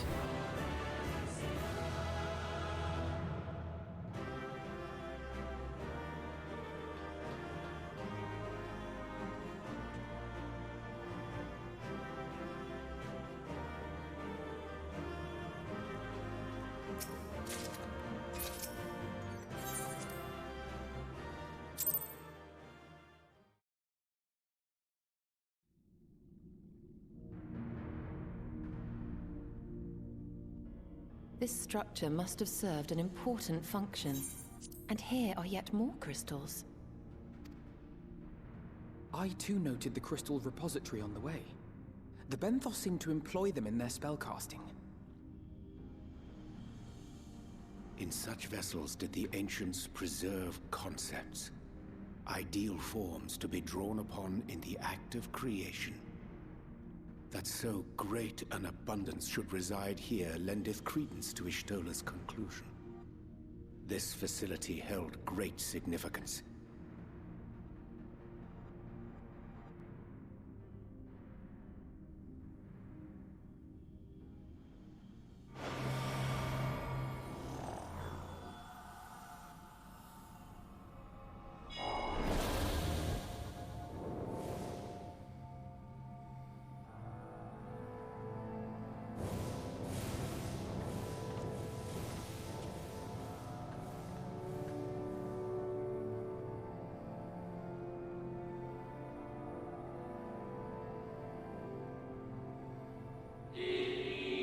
Thank you all for joining us at Anadar in these most perilous of times. By the summoning of Zodiark, we have been granted a reprieve, yet immutable as his laws he is woven may seem, they will not serve to forestall our doom. Nay, should we continue down this path, our fate will be the same. I said as much on the convocation, of course, but the stubborn fools turned a deaf ear to my warnings. I had hoped that the defector at least would side with us, but I regret to report our overtures have gone unanswered. Whither tend your thoughts, Vana? Where you lead, we will follow. Vana. I shall not speak ill of the convocation. They too seek only to secure the future of our star. Yet it is plain that they will not countenance a permanent solution. That being the case, we must ask ourselves a simple question. Are we prepared to pursue our chosen course, even should it mean suffering the eternal condemnation of our brethren? If so, I see no further reason to demur. Let us bring forth the light that shall ever keep after the darkness, ever after keep the darkness in check.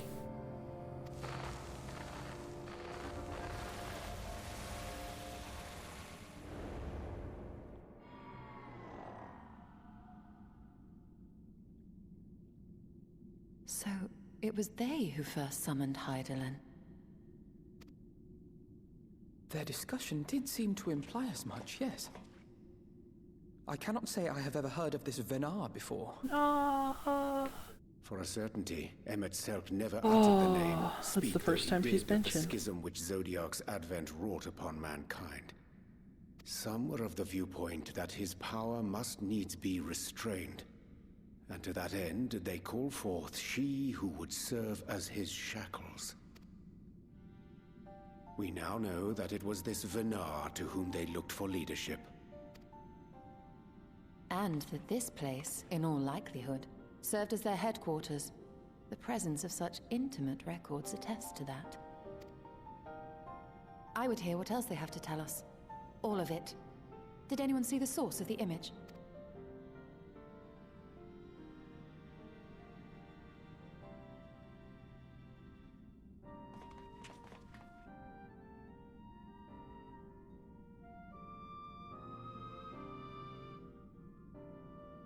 The device there? Then let us see what other secrets it holds.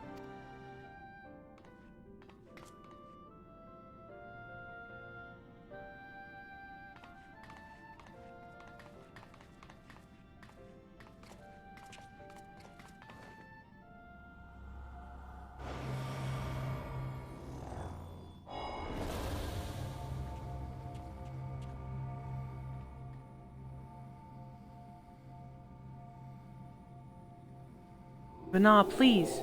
Why must it be you? I may speak plainly. I would sooner it were another. Any other. You are our leader. None can take your place. You know as well as I that but a few support our cause. Far fewer than they who place their faith in Zodiark. If Heidelin is to stand a chance of opposing him, I am the only one who might suffice as her heart. Oh my god, this hits so much harder! Fuck! She knows! Rest assured, however, I shall not vanish from this world. The form I take shall ever remain my choice. And I will press you no more. Only know this, you will be sorely missed. I wonder, is this how the convocation felt about Elidibus?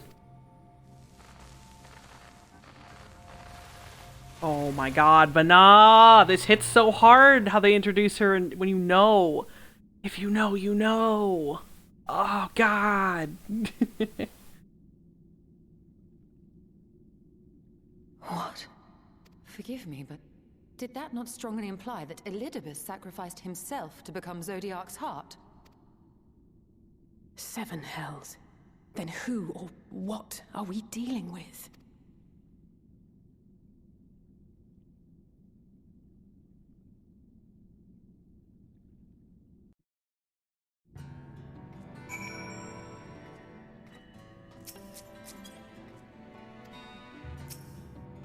The device appears to activate via a form of ethereal attunement, not unlike an aetherite. Beyond that, I can say little for certain, save that we should take this opportunity to see what other records it contains.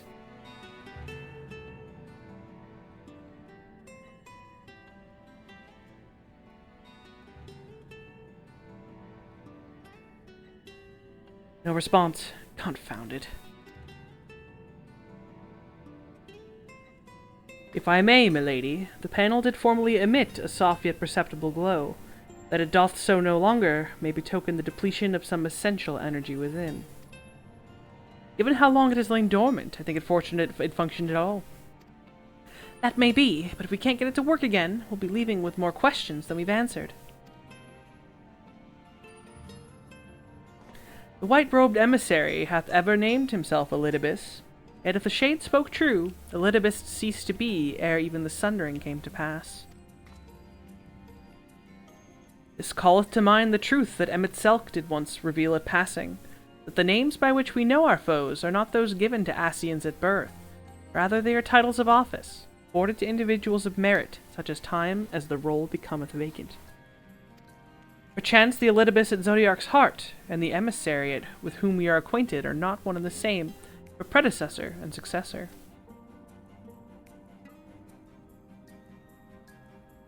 It's possible, if the previous Elidibus perished before the final days, the one we know could still be a survivor of the Sundering.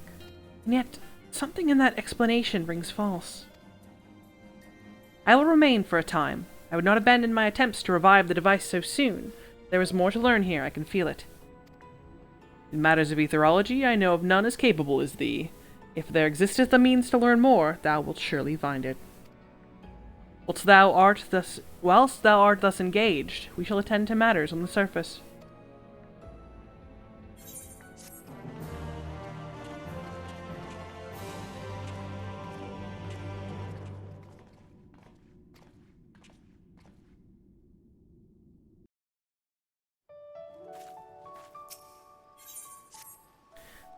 Can we but uncover Elidibus's true origins, we may yet come to understand his designs. To that end, Y'shtola must needs be afforded as much time as she doth require to complete her investigations. The extent that such things are within our control, yes. Speaking of which, perhaps we might trouble the Exarch for news of his progress with the spirit vessel? He will no doubt wish to hear of our own discoveries as well, such as they are.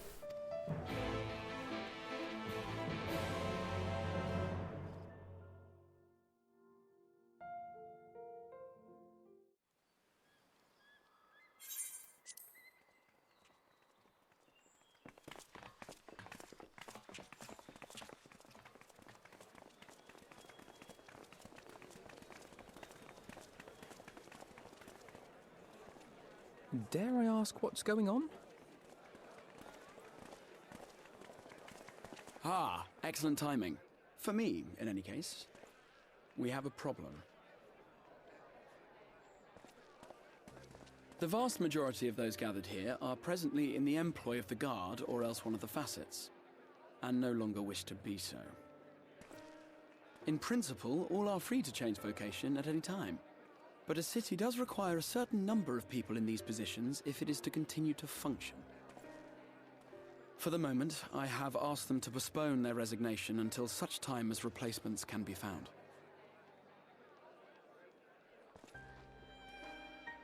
As you may have surmised, we have the Warrior of Light to thank for this. It's you! The Warrior of Darkness!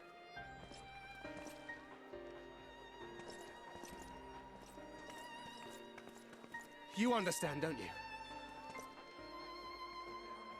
Someone's going to have to look after this place once you're gone. We just want to be ready to do our bit when the time comes. And not only here, but everywhere. Which is why we've got to get out there and lend a hand to those in need. That's what you did, isn't it? Even if it was just little things at the start. You helped people.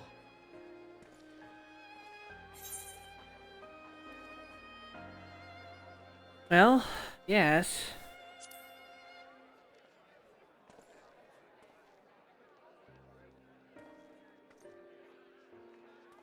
And we're trying to do the same. We may have our sky back, but there's no shortage of people who still need help. If we follow in your footsteps, then I choose to believe we too can be heroes one day. Even warriors of light.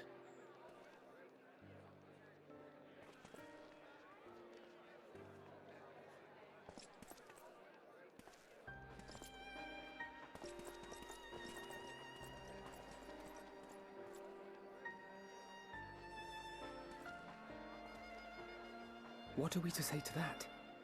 We can hardly tell them they are mistaken.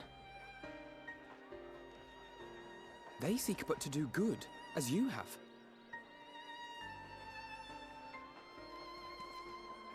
But no more can we stand idly by and suffer a paragon's scheme to proceed unchallenged.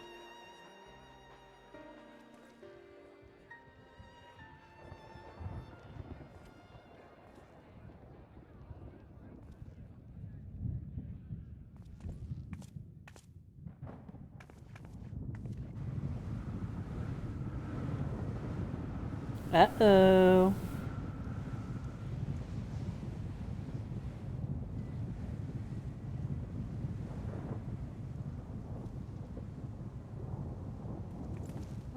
What's happening to the sky?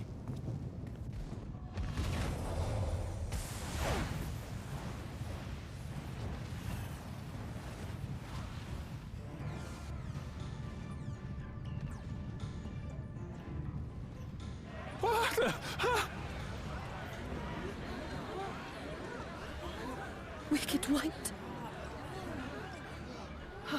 Oh no.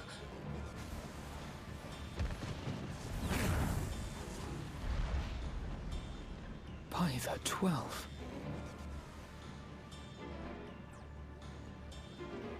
A star shower.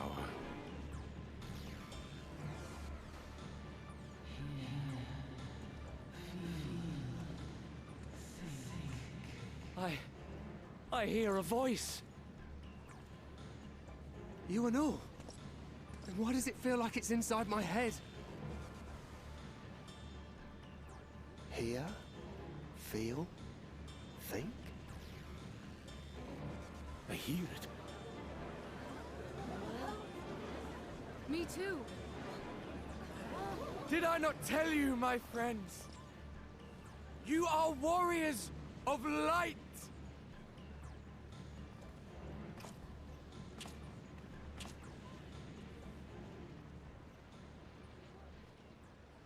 You're back!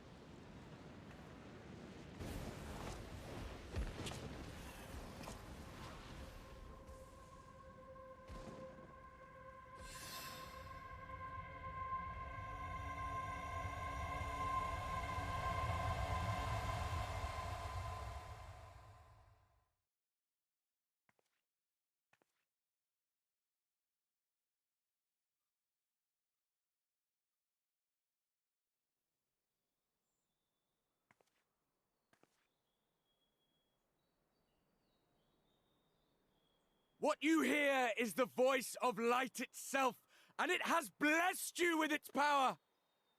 Welcome to the fold! I'm a warrior of light.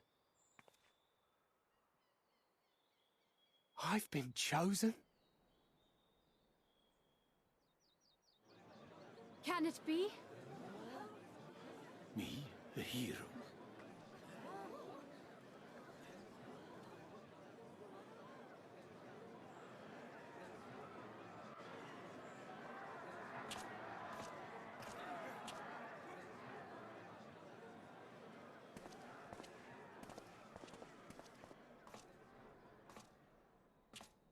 Wait!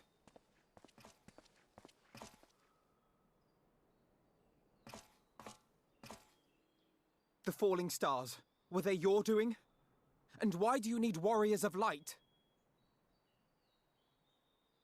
What, am I to reveal my plans simply because you asked? Nay, I think not. Though the stars, I acknowledge mine. A convenient illusion apt to awaken what little is left of the power that once resided in your sundered souls.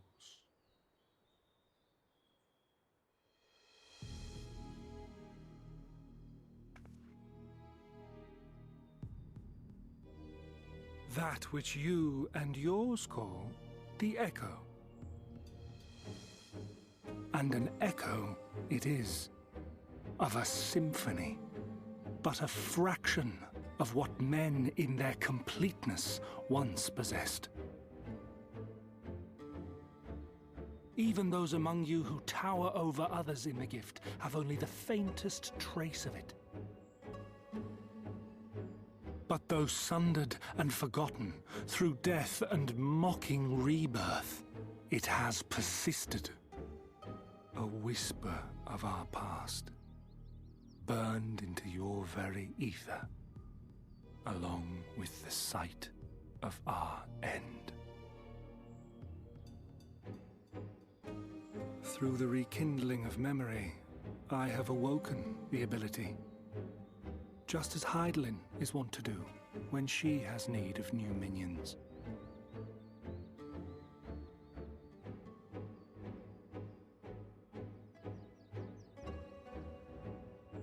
The Echo hath ever been thought a gift from Heidelin, a boon granted solely to her chosen.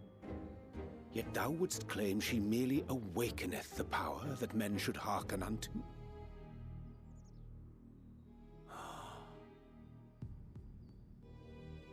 Her voice. Given the perceived simultaneity of her call and the awakening of her chosen's capacity to hear it, it is only natural that we thus attributed the source of the gift.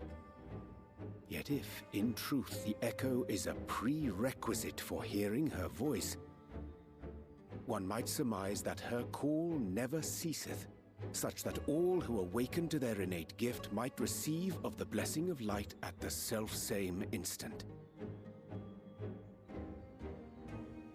In sooth, we bore witness to this but moments ago. At the sight of the star shower, full many in the crowd did speak of hearing a voice in their minds, did they not?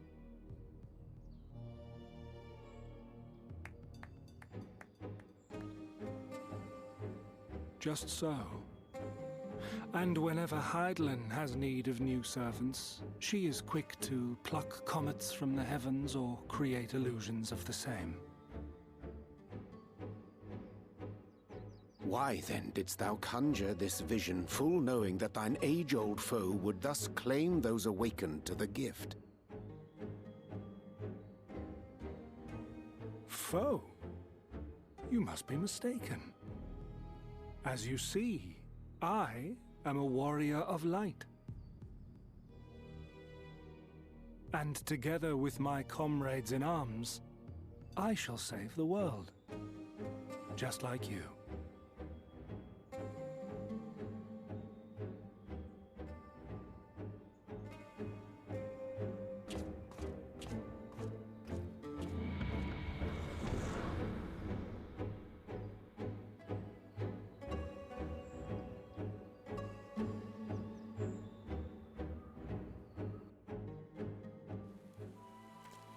Spooky and ominous. The more Elidibus reveals, the less I understand. But that he has made a fine mess of things is plain.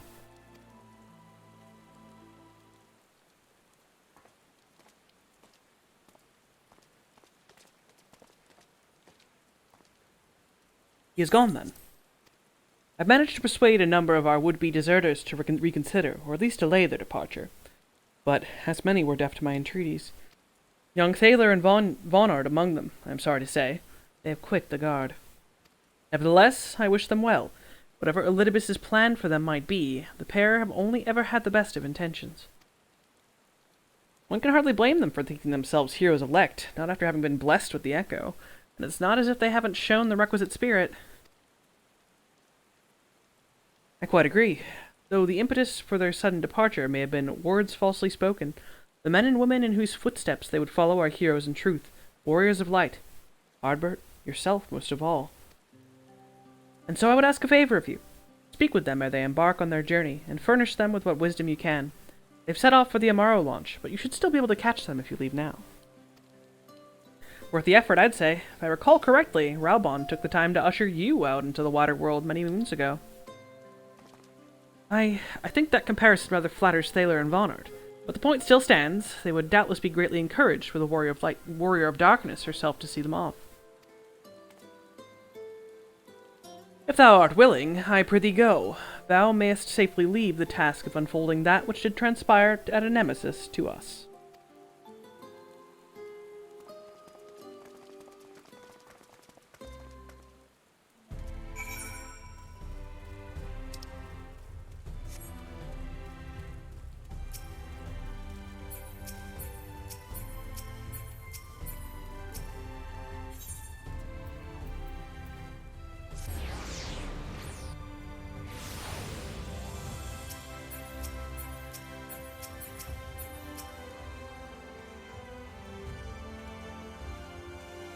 You again? I mean, it's you, milady. Sorry, it's been a funny old day.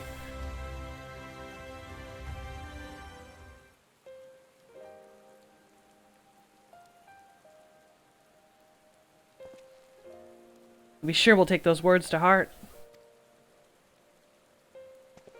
Still can't believe it. You coming all this way just to speak to us. I swear we won't let you down. So long as it helps someone, we'll do what needs doing out there, no matter how small.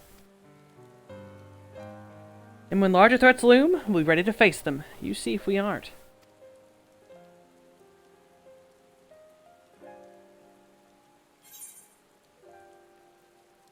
Strike fast and true, for victory belongs to the bold.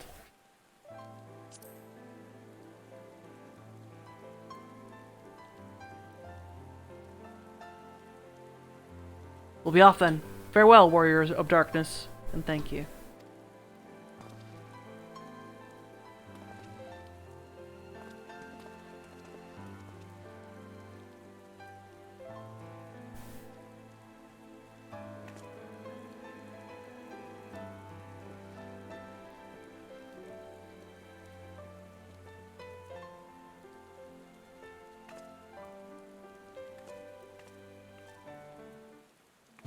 Once upon a time, that was us. Stepping out in the big wide world. Going to help people who needed helping. Adventure where needed adventuring.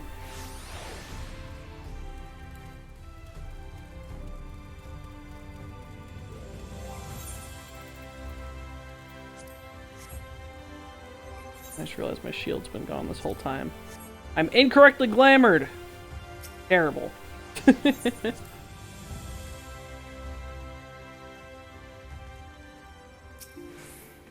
Thank you for making the effort. I'm certain your words will be a boon to them. While you were away, the others told me of your investigation. We have yet to discuss how to proceed, however.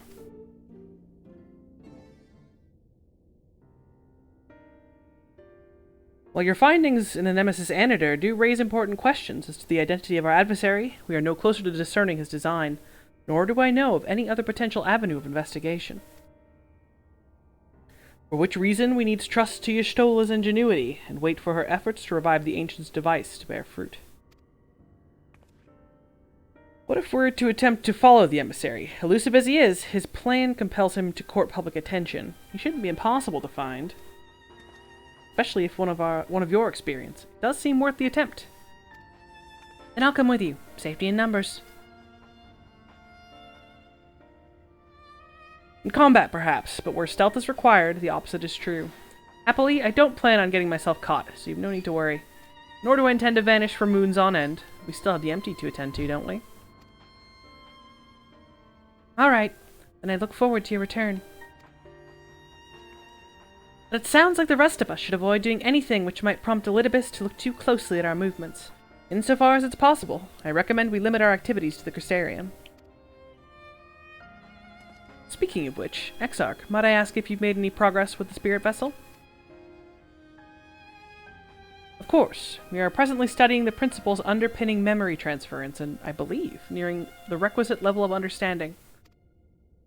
Less hearteningly, practical trials of transference methods suited for use with the vessel have yet to yield satisfactory results, to put it mildly. There are still many promising possibilities we have yet to test. Indeed, though it may take some time yet, we are well on our way to a solution. I shall not rest until one is found. Though we are grateful for thine unstinting efforts, thou needst not labor to the exclusion of all else. It would serve to lighten thy burden, however little, I should gladly offer mine assistance. Quite. I, for my part, will do what I can to ensure that the Crystarium continues to run smoothly, in spite of recent disruptions. Then perhaps I could help. There must be something I can do, even if it's just guard duty.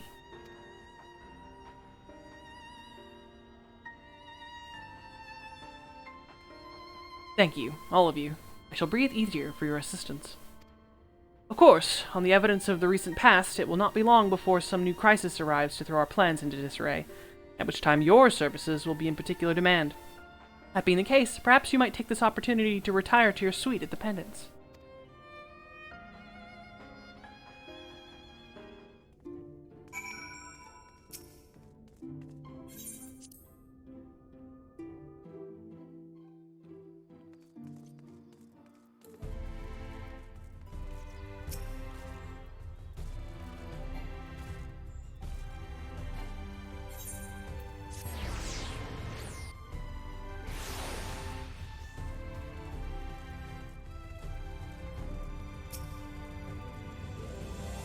Pleasure as always, Mistress Ironhide. I'm relieved to see you were unharmed in the earlier commotion. Though if I may, you do look somewhat weary. I presume you'll be retiring to your suite. Very good. Do let me know if there's anything you require.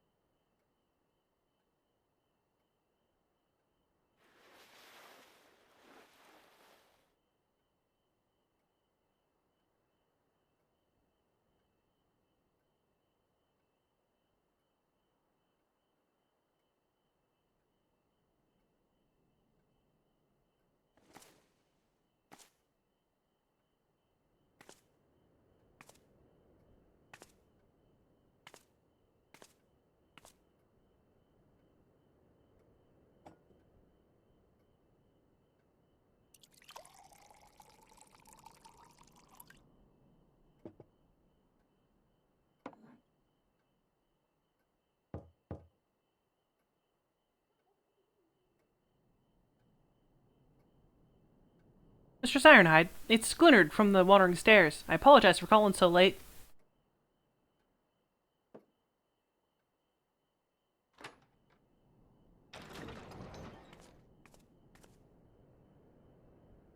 A friend of yours was asking after you. You may remember them from that business with the Cardinal Virtues. Oh yeah, so this is all the class quest people. I think Grandson is the tank one, but Google. Because I've done them all, I have the option of all of them. Yeah, Grandson.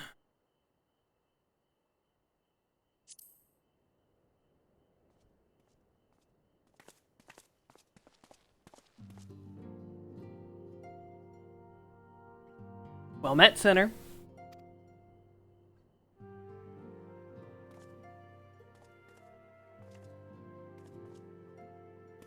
I was looking forward to a welcome respite here in the Crystarium, but the mood here is not exactly conducive to relaxation, as I'm sure you've noticed. I'd wager you know more about what's going on than anyone else in the city. Care to share?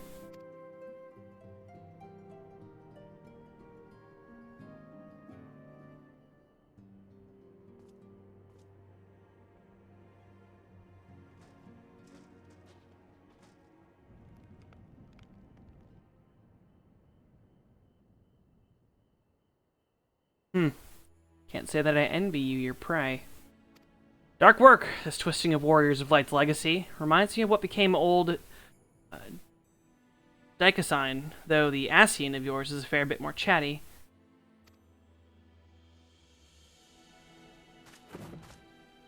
Tended to silence him myself. Brandon made his mistakes. I'm sure they all did. Past is the past. They've earned their rest.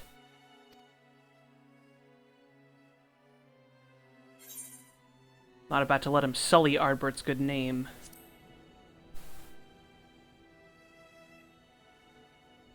What? You want me to leave it to you?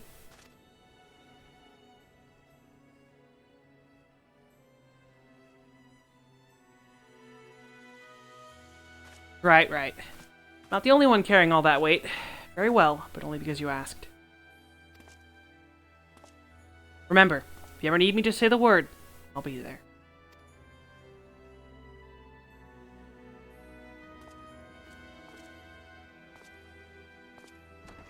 Yeah, the role quest guys help you fight the Warriors of Light that turn into City Eaters. We'll replay those some other time. At the end of all.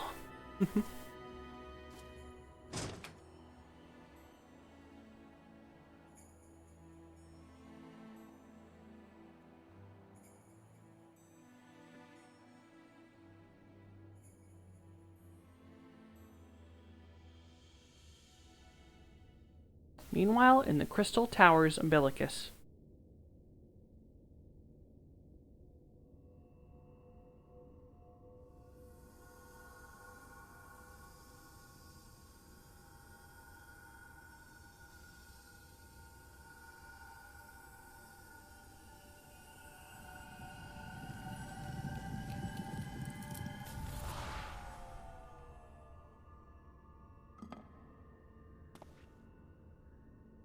Foiled again.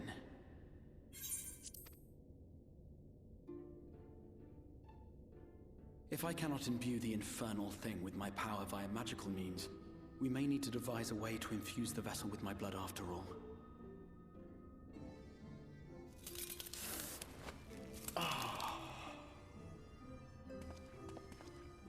Art thou unwell?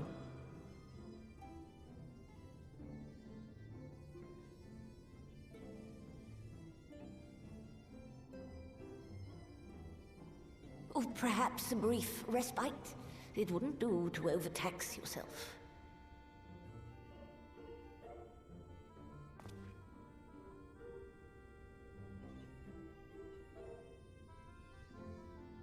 I'm fine. And given to stubbornness, I'm afraid. Especially when I have a stake in the outcome.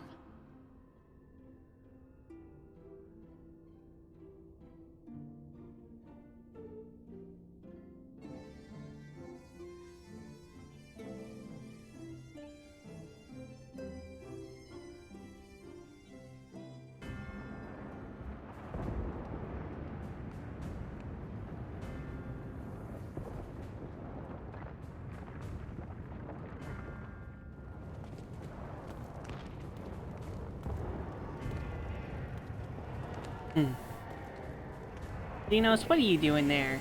Silly goose?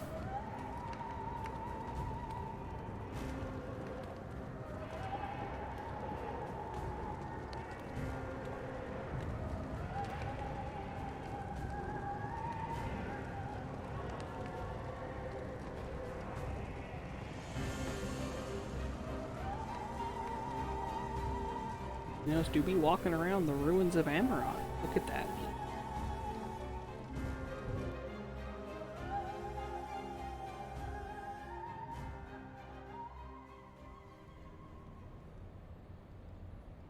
Oh, just kidding, it was a dream. The dream again. Why is Xenos dreaming about Amarok? Meanwhile, in the source.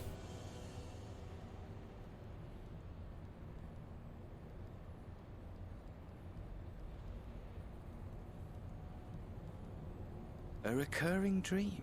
They do so fascinate me. Might I trouble you for the details?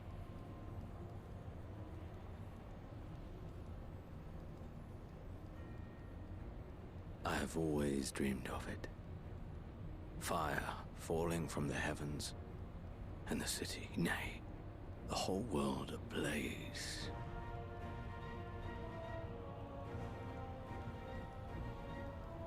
Indeed. Could Emmett Selk have found a way? Precious few possess memories of the final days. The final days?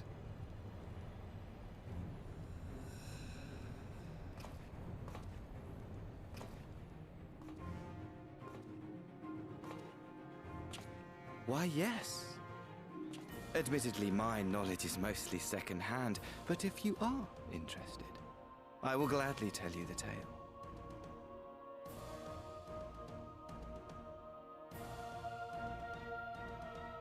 The tale of the world's end.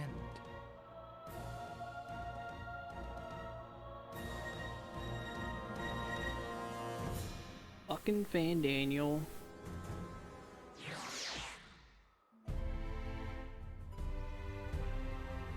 And that's the end of patch 5.2. Yeah, it looks like part 3 goes through patch 5.3, assuming 5 in a cycle. So next time we will do patch 5.3, or at least begin it, Reflections in Crystal. But that's it for now. Work in the morning, yada yada. Have to go in the office. That'll be fun. Not. But stream tomorrow of indeterminate topic, since no D&D, so more time than usual on a Friday. If anyone's lurking, I appreciate you. As always, I will highlight this, toss it in the Discord. Eventually, it's going to get uploaded to YouTube. I'm pretty far behind on it, but it's my current thing that I'm uploading the VODs for. You know, not that anyone goes to my YouTube, but hey, for myself as well. Have a fantastic evening. Bye.